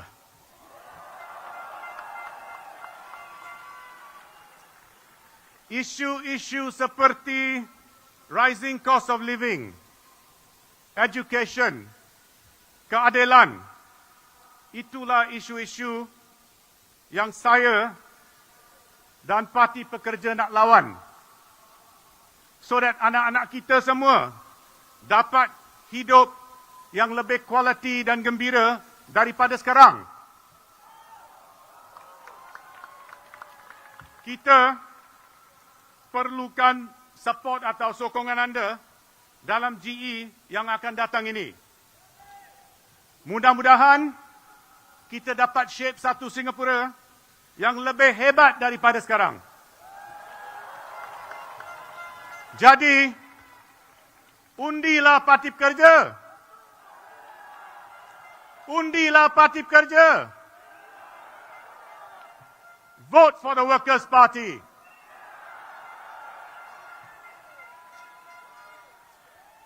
Terima kasih. My fellow Singaporeans, I want to move on to my speech in English. And I want to address right up 3 big questions that residents of Punggol GRC have asked our team in our walkabouts over the last few days.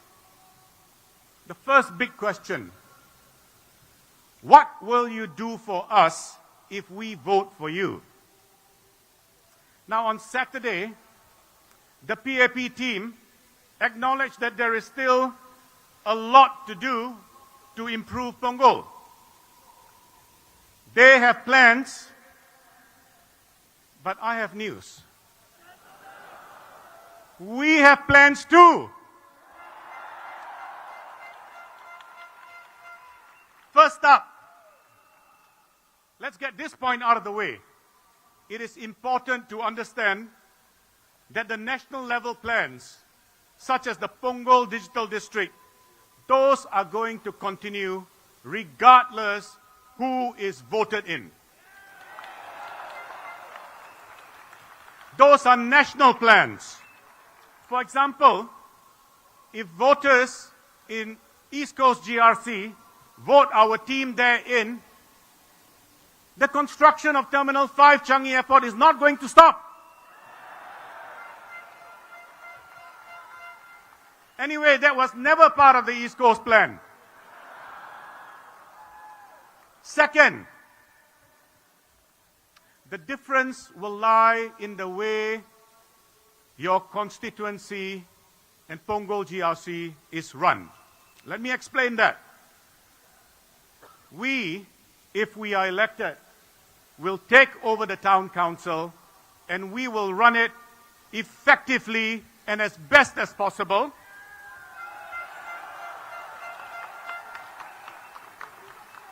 You can ask your friends and family in Sengkang. Has the condition of Sengkang gone down after the Workers' Party took over? Absolutely not. What will be the approach of our team in the way we run Punggol GRC if elected? 2 words. We listen. Because Punggol GRC residents, you know best. You live in this area. You walk around the streets here day in, day out. You know where the gaps are. You know where the seepages are. You know where the covered walkways stop. You know where your children get drenched in the rain. You know exactly what needs to be improved in Punggol. We are not going to act like bureaucrats, pushing paper, thinking we know better than you. So, rest assured, our team will conduct town halls to get your input. We will use other platforms and forums to get your input, including those online. Rest assured, you will drive the agenda for what needs to be done in Punggol, and we will be your servants.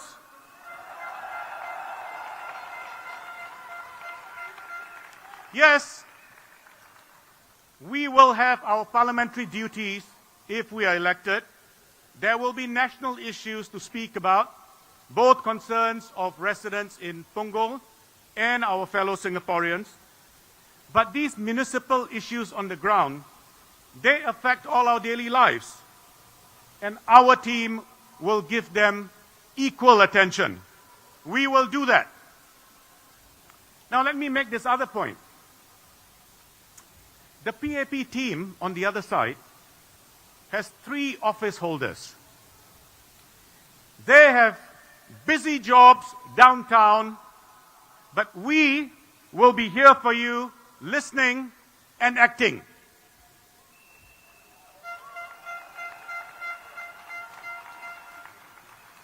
And let me say this of myself. I have publicly said this, and I repeat this commitment to you, voters of Punggol GRC. If elected, I will give practically all of my time to you.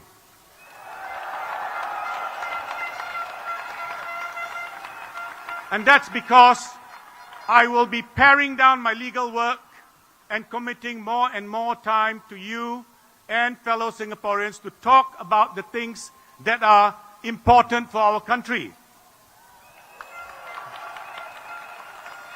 I have that privilege, and I intend to use that privilege for all of you and for our fellow Singaporeans.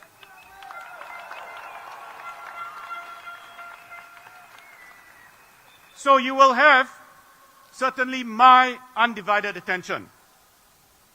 Now, the beauty of it is this, Punggol GRC voters, if you vote our team in, Singaporeans save not one, not two, but 3 ministerial salaries.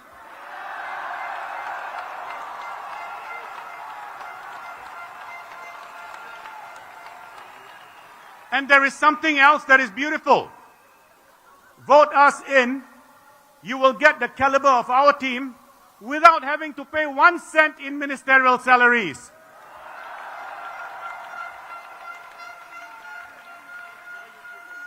And if we are voted in, I would like to say this to DPM Gun's good friend, the Prime Minister and Finance Minister.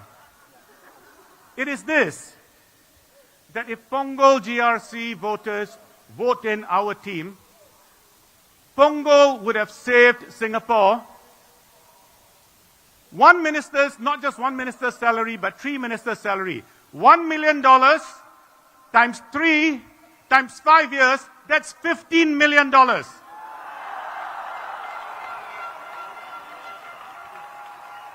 Now, so you vote in our team, Singapore saves $15 million. Please, Mr. Finance Minister, Mr. Prime Minister, return some of that to Punggol. Because that $15 million was not raised but through GST or other taxes. It is brought to Singapore by the voters of Punggol GRC. And the only right and fair thing to do is to use some part of that to build covered walkways and everything else that Punggol residents tell us is a priority to be done.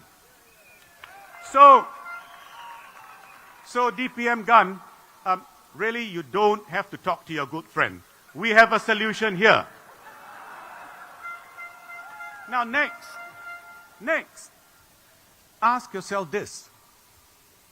If the PAP is so confident that they have won the trust of Punggol residents and delivered, why did they have to parachute in DPM Gun at the very last minute? No, wait, no booing, please. It's a serious question. You remember, I have said publicly in my interview to the Straits Times that I do not want to be parachuted in anywhere safe. Right? Now, I have searched all the news reports, and I have not found anything, any report where DPM Gun has said, I am sick and tired of this safe Chua Chu Kang GRC, and I want to be parachuted in somewhere unsafe. So why did they parachute DPM Gun into Punggol at the last minute? Why are they so insecure? I will tell you why. They know they have not given Punggol GRC residents their all. We, our team, will give you our all.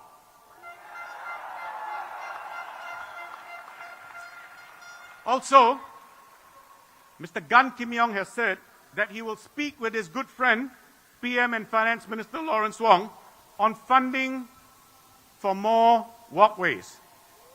Now, let me understand this.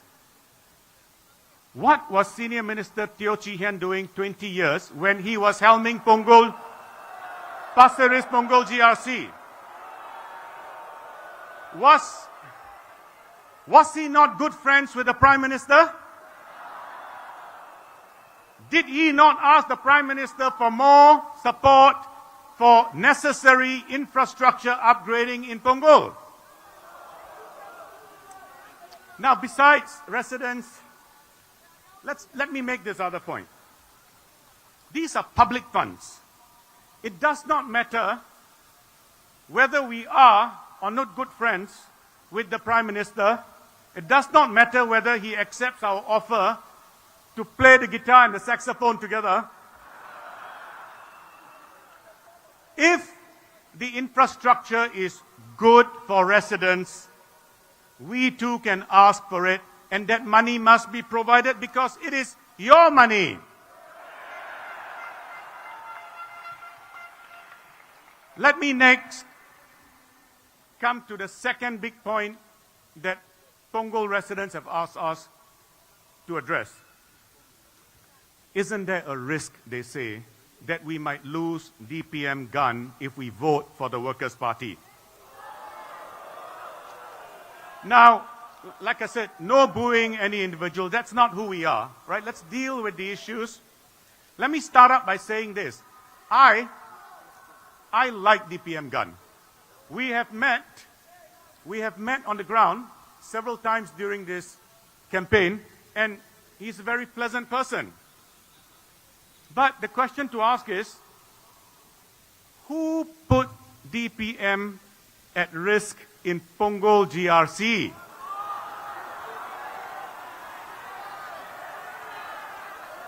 Meanwhile,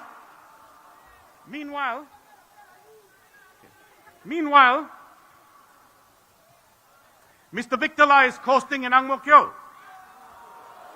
Let me tell you, there is really no worry about DPM leaving because he is 65 years old and has candidly admitted initially he was not keen to accept the DPM role.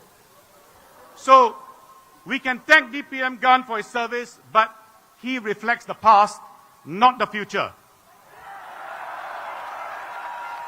Second, DPM Gun can still continue to contribute to Singapore even if he's not a political office holder. Remember Mr. Ng Chee Meng? You know, the government can make two roles available for Mr. Ng Chee Meng and DPM Gun after this election, and they can keep each other company. Third, this election is not about whether you have senior office holders in this GRC. It's about the future direction of this country. The PAP has lost their bearings, and let me explain why. Just a few days ago, Mr. Lawrence Wong said, or warned against voting more opposition MPs because he said that will mean an additional wealth tax to those living in private estates and landed property. You know, I cannot imagine a statement that is more out of touch with what is happening on the ground and the anxiety of Singaporeans. Singapore's inequality has skyrocketed, and the Prime Minister is effectively saying to everyone, vote for the PAP so the rich in private estates and landed property do not have to worry about paying more from proposals on increasing the wealth tax. When the Prime Minister or the PAP warns about more taxes for landed property owners, you know who they're worried about. It is not you. That is what I mean when I say the direction is completely wrong. Now, the responsible who are rich the responsible rich in Singapore know that inequality is a threat and we need to address it. The Workers' Party will address it. We will speak up boldly for ordinary Singaporeans. Now, let me next say this. What is critical for us on the other side is fair politics and accountability. A lot has been said about the Allianz deal. Mr. Ng Chee Meng was head of NTUC at the time, and he saw no problem with it. Make no mistake, he dropped the ball. We now know that DPM Gunn also had a role in the transaction because he was chairman of MAS, the regulator ultimately deciding whether to approve this transaction or not. Mr. Tan Swee Chee has now written an open letter to all residents of Punggol GRC asking serious questions of DPM Gunn. So let me say this to DPM Gunn, and I say this respectfully. DPM Gunn, will you answer Mr. Tan Swee Chee's questions? Because they are important questions being asked on behalf of all Singaporeans. And DPM Gunn, if you will not answer, please tell us why you will not answer. Because this is about accountability, and real leadership never fears scrutiny. It welcomes it. So let me very quickly wrap up my third point. Will there be instability if you vote the opposition? The answer is no. Make no mistake, in this election, the PAP will be returned to power. Mr. Lawrence Wong will be Prime Minister. He will be supported by the civil service, and President Tharman is there as the final check. And you will have a strong, loyal opposition, one loyal to Singaporeans. That, my friends, that does not weaken Singapore. That makes Singapore stronger. True stability comes from confidence, not from controlling 90% of Parliament. Now, your vote is going to be an important signal to the government. They will be looking at two things. What is the PAP's vote in this election? Will it go below 60%? And if so, how much? 58, 57, 56? And they will be looking at how many more GRCs and SMCs does the Workers' Party and other opposition MPs secure. That is your strongest message to the government about what they need to do. Use that power.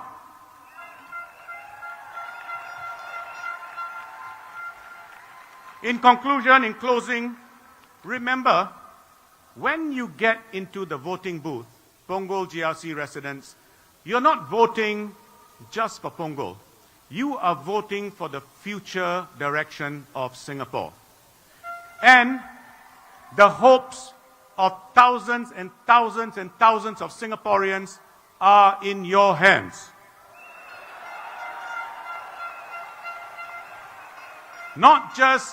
And you'll be voting not just for present generations, but generations unborn who will thank you if you open up Singapore to the Workers' Party with a stronger presence in Parliament. It's a huge, huge privilege you have. You can shape history. You can bend it in a more positive direction. Don't miss this opportunity. The time for change is now. Bless you all. Vote Workers' Party.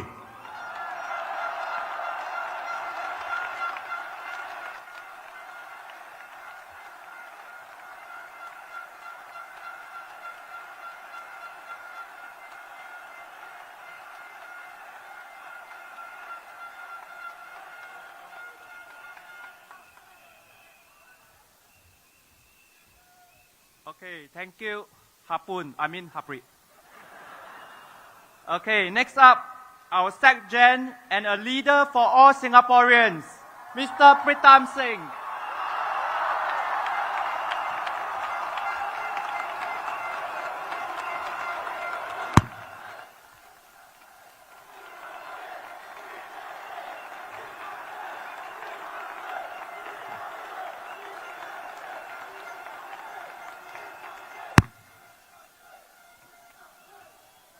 Good evening, voters of Punggol and all Singaporeans.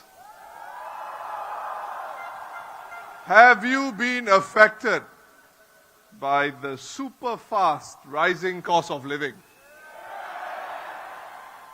My colleagues and I did what we could in Parliament to stop the PAP from raising the GST when inflation was raging. After the first increase from 7% to 8%, we said to the PAP, defer the increase you had planned before COVID and before the Russia-Ukraine war. The PAP says that the whole world was facing inflation. Yes, it's true that inflation worsened as we exited COVID and galloped further ahead with the Russia-Ukraine war. But which ruling party anywhere in the world increased goods and services taxes when the winds of inflation were raging the strongest? Which government turbocharged inflation with a consumption tax hike? Nobody did except the PAP. The PAP says there will be increases in healthcare, expenditure and other costs, and revenue is needed. Yes, both a growing population and an aging population mean higher government spending. But let me ask you, could the GST increase have been postponed? Of course it could have been postponed. After COVID, there was a political window to defer raising GST and give Singaporeans some breathing space. But when the Workers' Party questioned the PAP in Parliament during the budget debate this year, the Prime Minister responded to my speech asking, how did the PAP turbocharge inflation? Doesn't he know? The Monetary Authority of Singapore, which is under the Prime Minister's office, told Parliament in 2024 that a GST hike could increase inflation by up to 40%. Isn't that turbocharging? Singaporeans have had to tighten our belts due to the worst inflation we have seen in decades. Everything is more expensive. Even these elections are more expensive. In 2020, each candidate could spend $4 per voter. Now, the elections department has increased this to $5 per voter. 25% more. Not 2% more, huh? Food prices in hawker centers have increased by just as much, if not more. Many Singaporeans rely on CPF retirement payouts because they have stopped working. These payouts do not increase with inflation, and so our seniors are hard hit. The real tragedy is the PAP had enough fiscal room to avoid making things worse for Singaporeans. For this past parliamentary term, we know that the government had a surplus of more than $14 billion. With such a surplus, will the PAP now have the courage to admit that the decision to raise the GST in 2023 and 2024 was poorly timed? There is still time for the PAP to admit to this and apologize. Polling day is on Saturday. Still got time.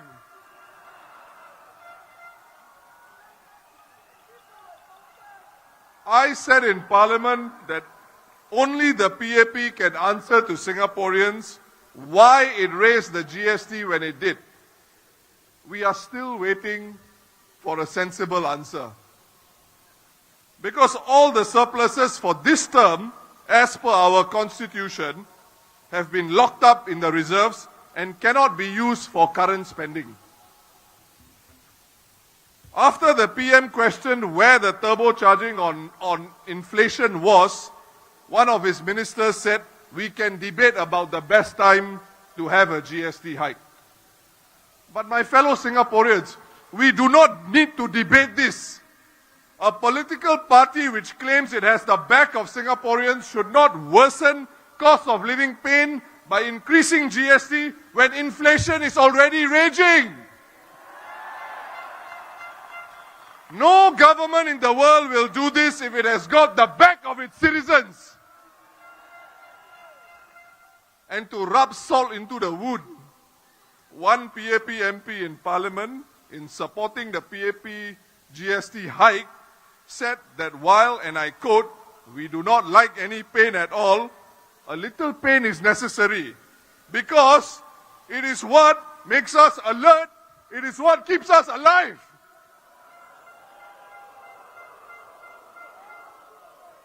Singaporeans are asking, why did the PAP have to inflict more pain on us? We are already in pain because of global inflation. Why must you make things worse? But even as we wait long for a satisfactory answer, we must ask a fundamental question. All of us must ask a fundamental question. How does the PAP get away with such decisions, such as increasing GST at such a bad time?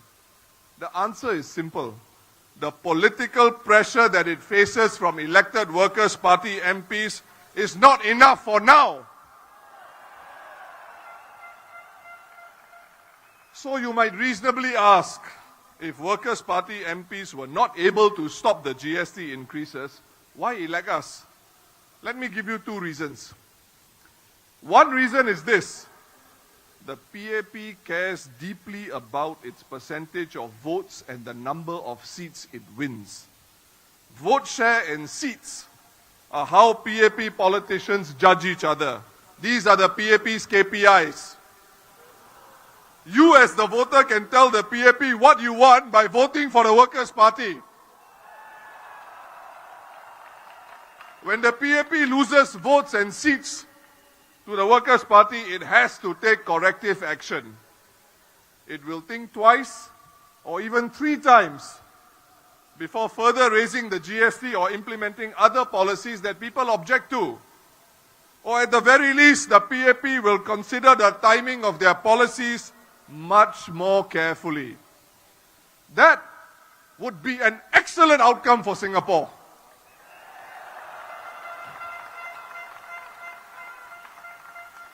The second reason to vote the Workers' Party is this: when there are Workers' Party MPs in Parliament, we ask the questions that Singaporeans want to ask. The PAP has no choice but to try to justify its decisions and actions in Parliament.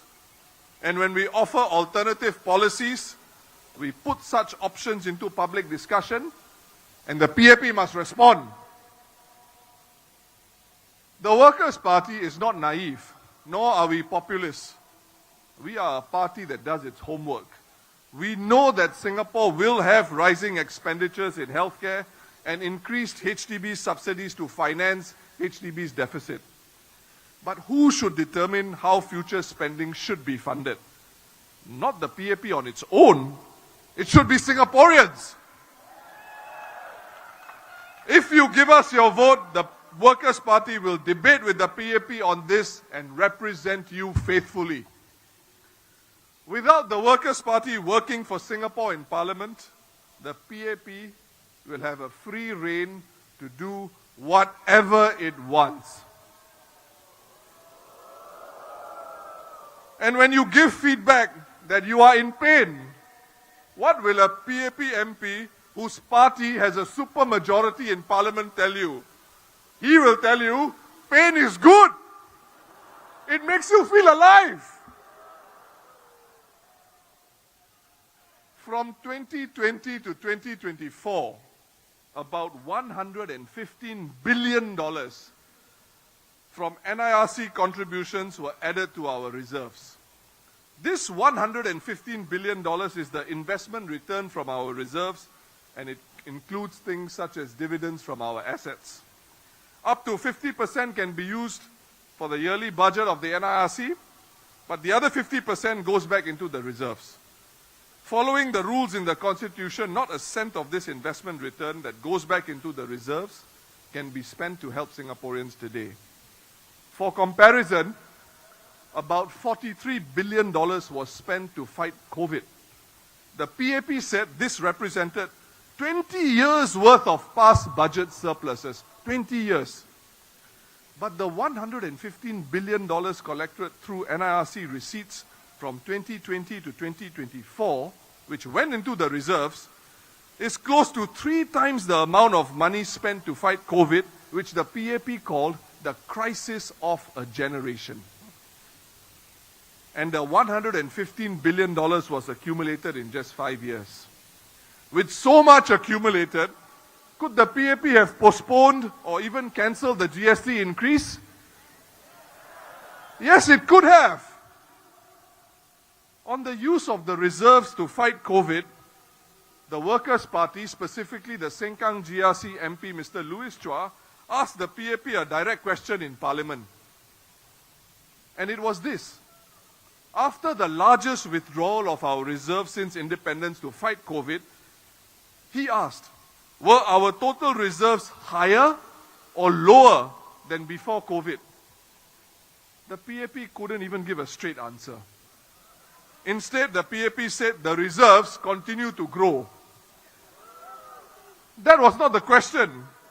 To the PAP, just answer the question.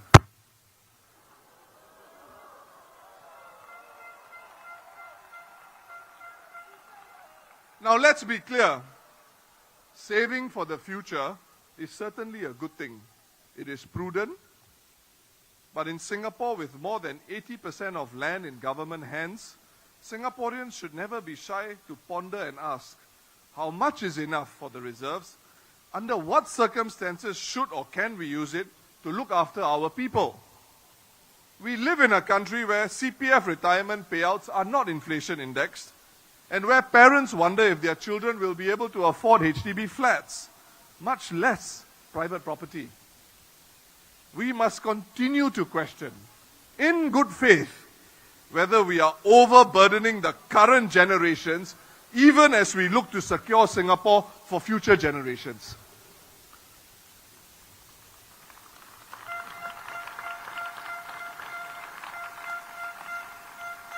My fellow Singaporeans, there is nothing wrong with asking such questions. But I have not heard any PAP MP ask the tough questions. Nor have I heard many of them ask tough questions that directly question PAP government policy. As for DPM Gan Kim Yong, the leader of the PAP Punggol GRC team, should Punggol voters choose him and his team? Let me share a fact about Mr. Gan. In the PAP's party elections in November 2024, just last year, he was not elected into the PAP Central Executive Committee. This is very strange for a Deputy Prime Minister. Could it be that he was ready to retire and did not plan to run in these elections? If so, can he be so critical to the PM's plans? You mean the PM has no one else in his cabinet that can negotiate with the United States on tariffs? If this is true, to quote Senior Minister Lee Hsien Loong, "Si liao la."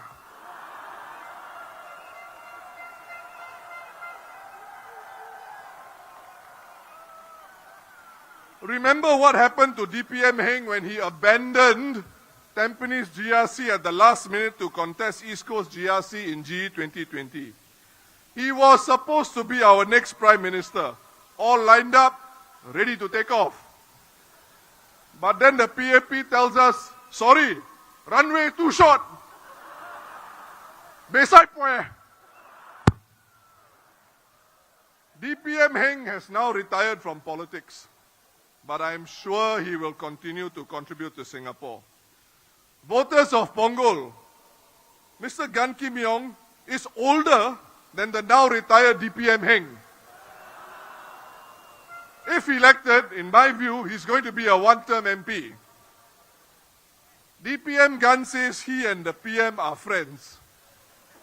I am sorry, Punggol, but I cannot say that the Prime Minister and I are friends.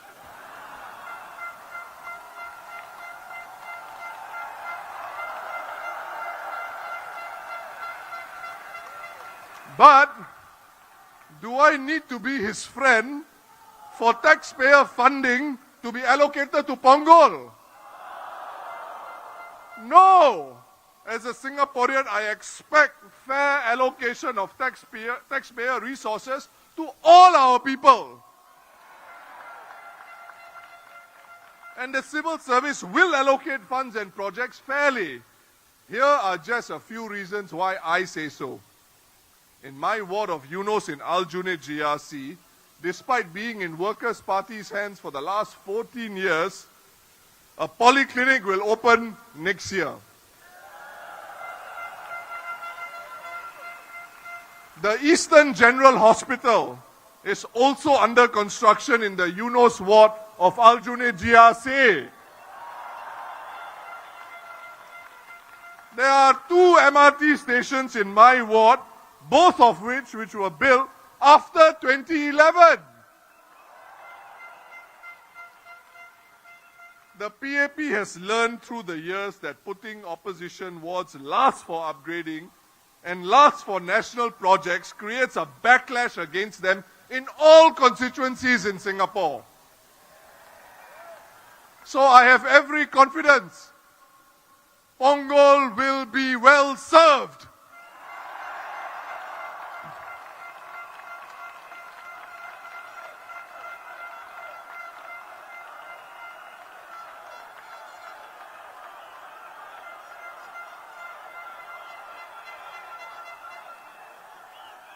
And if not, I invite the PAP Punggol team to list for the people of Punggol which projects and which initiatives you will cancel if you lose Punggol GRC. Say so now, so we can see how much you really care for the residents of Punggol.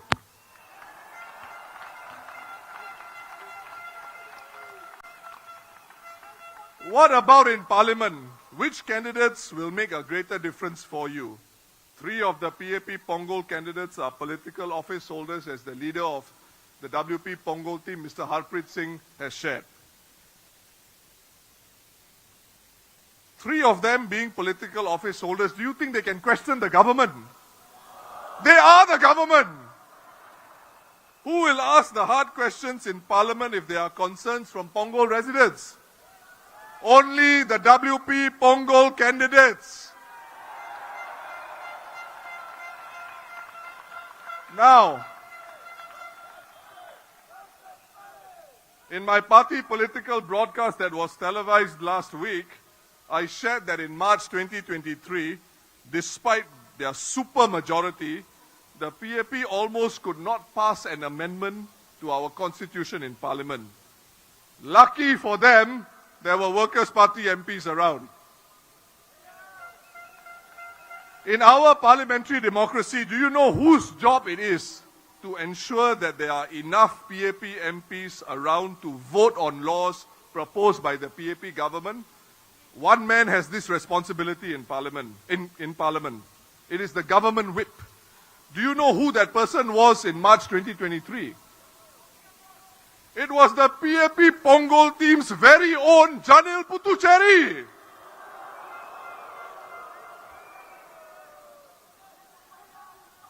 As all NS men know, you must always check strength. You must make sure no soldier is left behind. This is drummed into SAF commanders when they are NSFs. But in March 2023, Janil Puthucheary did not ensure there were enough PAP MPs around to vote for a PAP government's constitutional amendment. But lucky for him, the Workers' Party MPs were present and ready to work for Singapore.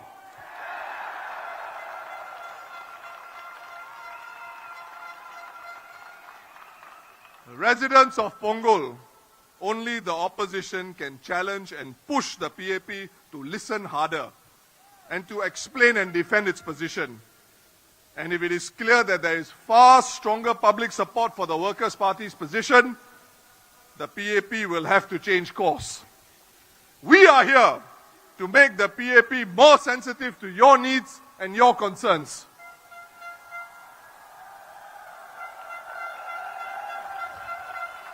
A PAP MP will simply defend the PAP at all costs. In the previous term of government, one PAP MP, in order to promote skills upgrading, proposed that university degrees should expire after 5 years. How do the PAP MPs come up with such proposals? I think their super majority, the overconfidence created by having more than 90% of the seats in parliament is the reason why. Let's just unpack this expiring degrees proposal. You mean parents are supposed to spend a bomb on their children's university education only for the degree to expire? And this is after negotiating one of the most stressful education systems in the world. Why should our degrees expire? So that the PAP can push skills upgrading through crazy ideas that don't make sense.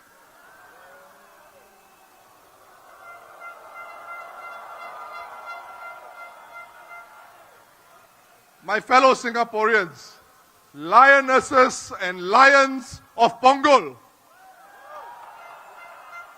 general elections come around only once every 5 years. It is really tough for the opposition to assemble a slate as strong as the one you have before you in Harpreet Singh, Alexis Tang Pei Yen, Jackson Au, and Alia Mata.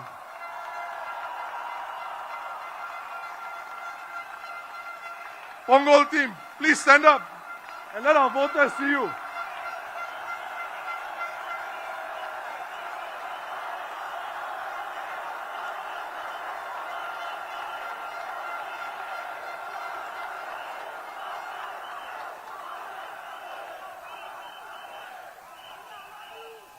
A vote for the PAP in Punggol will not result in a more balanced political system for Singapore. The PAP does not need your vote to form the government, but your vote is really precious for the Workers' Party. We ask you to vote in Singapore's interest and help Singapore achieve a more balanced parliament where your voice is heard.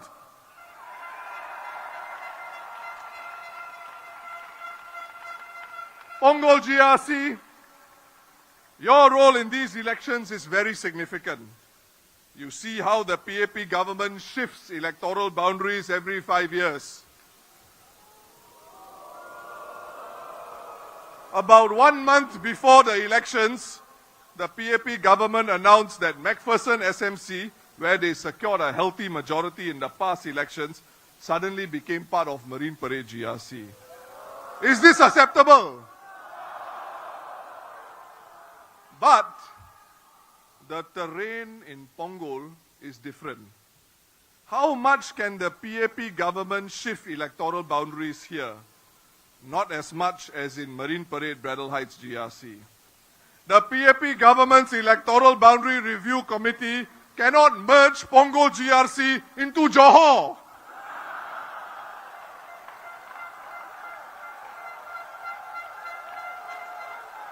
By the next elections, Marine Parade Braddell Heights can easily see its boundaries change again in the future. It can become Braddell Heights, Potong Pasir GRC, or Mountbatten SMC can be brought into Marine Parade Braddell Heights GRC. Who knows? These changes may harm the Workers' Party's chances of building a more balanced political system. So Punggol, you can send a strong message to the PAP. You can change some electoral boundaries every year, but don't mess with Punggol.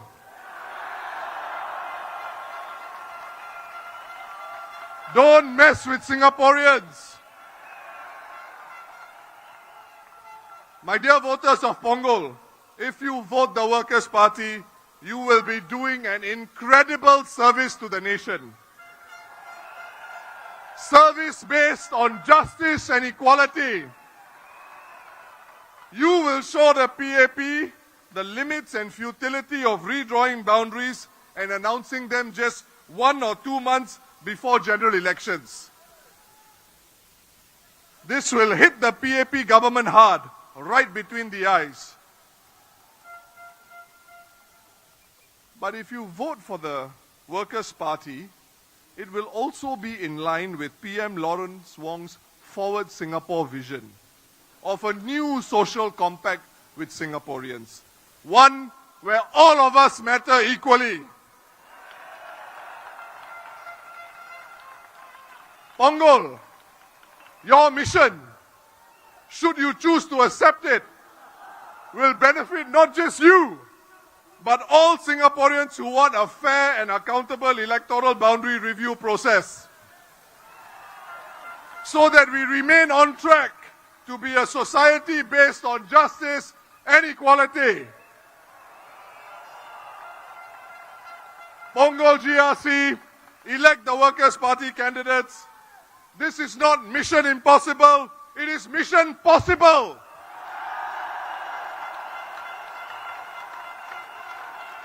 You can do it!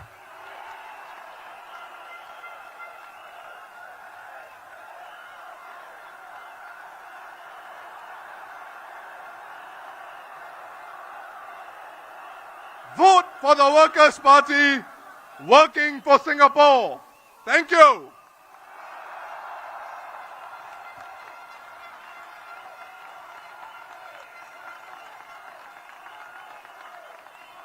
Ladies and gentlemen, it gives me great honor and great pleasure to introduce the final speaker of this rally.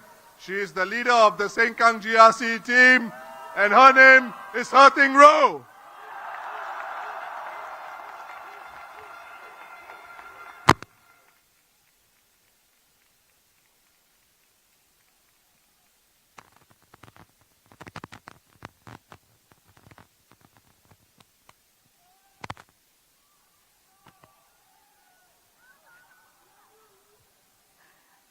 Residents of Punggol GRC,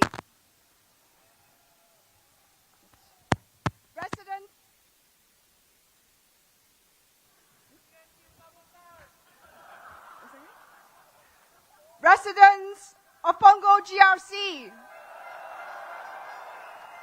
Jalan Kayu SMC, and Sengkang GRC. Good evening. 在2020年当选的时候，我曾经向大家承诺过，无论你们当时票投给谁，只要是盛港的居民，我们就会为你奋斗。今天，与林志威、蔡清威和加入我们团队的穆海明，再次希望赢得大家的信赖，让我们继续为盛港在国会和盛港打拼。我们希望可以在前5年的基础上，继续巩固得来不易的成就，为盛港接下来5年的发展继续努力。我们要争取连任，面前的挑战十分严峻，不过有大家的支持，我们会无畏无惧奋斗下去，绝对不会辜负各位的寄托和期望。5月3号，各位面对投票箱，请大家把手中神圣的那一票投给工人党，让我们跟大家一起向前进。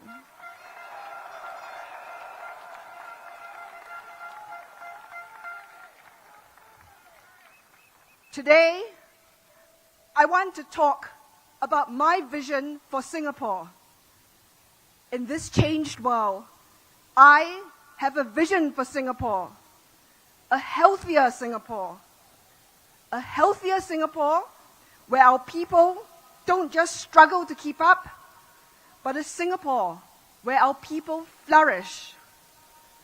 To build a healthier Singapore, we need a healthier political system, a healthier Singapore where we don't just react to illness, but have space for health to flourish, clean air, healthy food, green spaces, fair wages, and strong communities.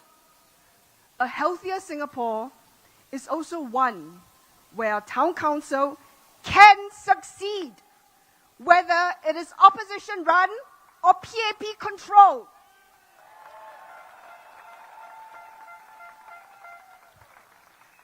Against the odds, we've shown in Sengkang, this can be done.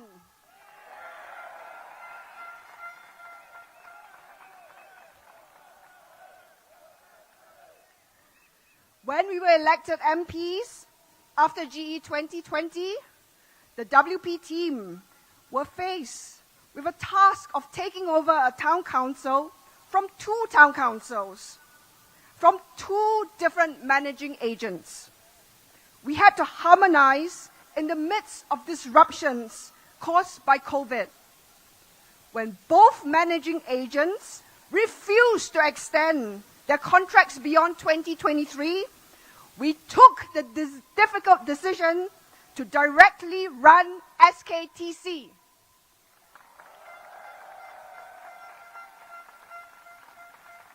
Sengkang Town Council hired directly and set up teams from scratch. We were supported by the experience of party colleagues and professionals working in town management, for which we are deeply grateful. Sengkang Town Council achieved a clean audit for all its financial reports and achieved a green banding since the start for HDB's TCMR report in 3 out of 4 categories, including cleanliness. For arrears management, SKTC was banded amber after we took over. And through the hard work of the team, brought it back into the green band for financial year 2023.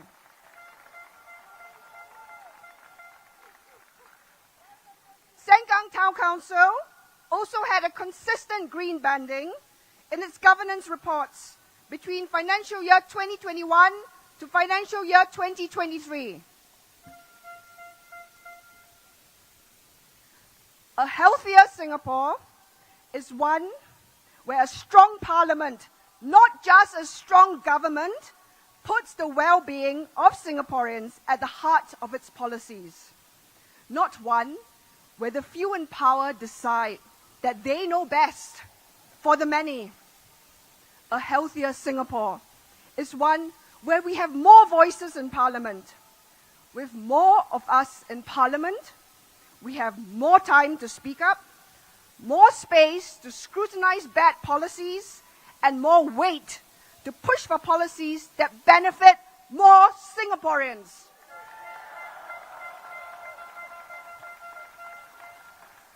We have seen this work before. Last year, WP MPs led the charge in Parliament against the sale of NTUC income in August. The PAP government heard the people loud and clear. They rushed to pass legislation a few months later to block the sale. Then the Workers' Party abstained because existing MAS powers would have allowed the same result without new legislation. And I explained this in Parliament. That is why the WP did what any responsible opposition should do. Agree with the outcome but not oppose the rushed legislation for the sake of opposing.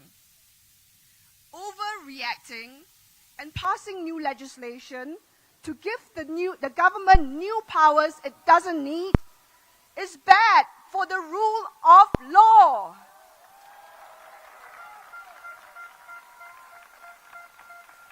And the main takeaway from the botched alliance deal is this: the government responds to the opposition.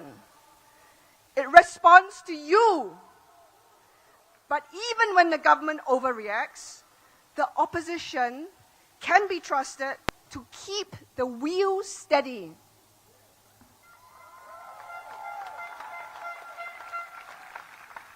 So, when enough public pressure builds, when enough opposition MPs voice concerns, the government U-turns. We've seen it before. We've seen it with the blocking of the NTUC income deal, with CPF housing rules, with cost of living relief. So yes, your vote, your voice matters towards a healthier Singapore.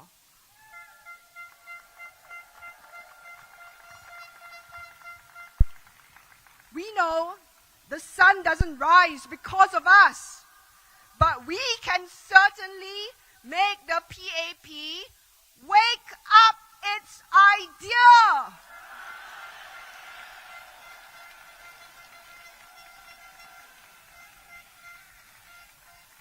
Because a healthier opposition isn't just built on policies alone. It is built off the back of its people, on our strength, on our compassion, our courage.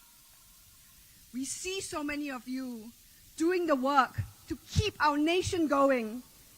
You do so quietly, caring for an aging parent, helping a neighbor who struggles, mentoring a youth who has lost their way.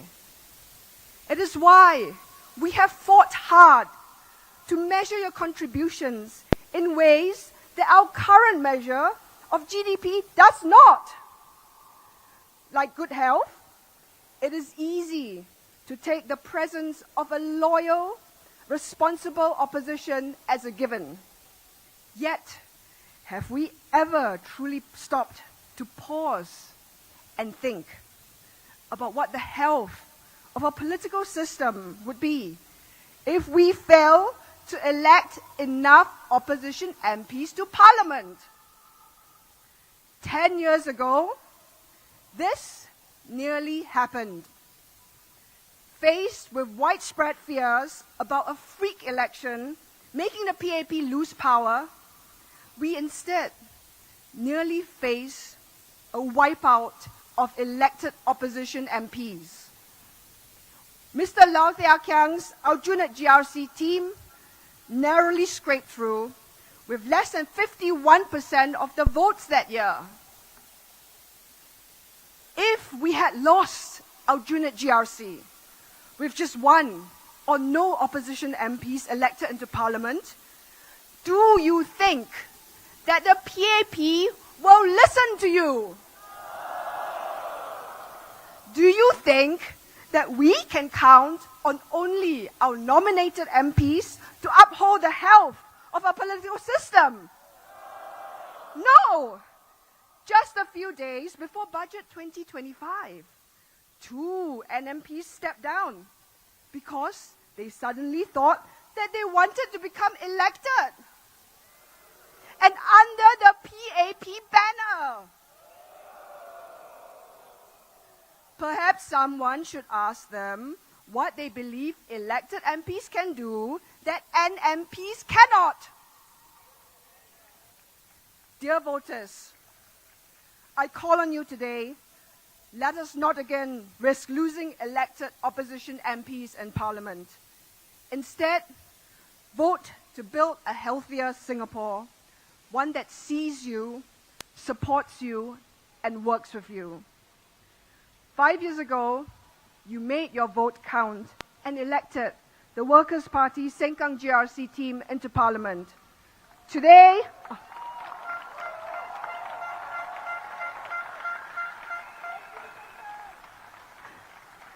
Today, we are asking that you vote once again to allow the Workers' Party to continue working for Singapore, not just in Sengkang, but in Hougang, Aljunied, Punggol, Tampines, Jalan Kayu, East Coast, and Tampines Changkat.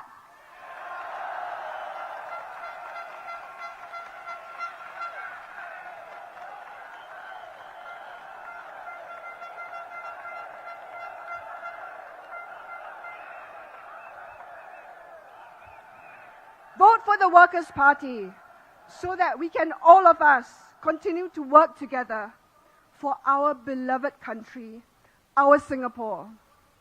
Let us work to build a stronger, healthier Singapore in order to face the stormy seas together. Thank you.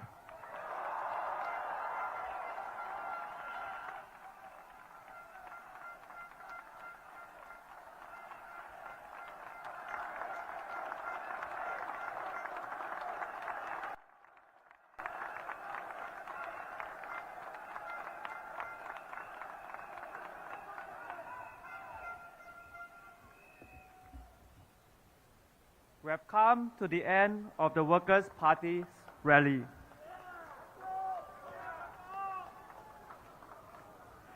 Please look out for our next rally in the news and in our social media. At this point, we would like to advise everyone to disperse in an orderly and safe manner via the 2 exits. Please do take guidance from the police and the signages. 感谢大家的热情参与，今晚的群众大会到此结束，请大家有秩序、安全离开场地。大选期间，我们也将在其他选区举办群众大会，我们会把日期、时间和地点发到工人党的社交媒体账号，请您关注且留意。谢谢大家。Thank you. Please have a safe trip home. Take photo.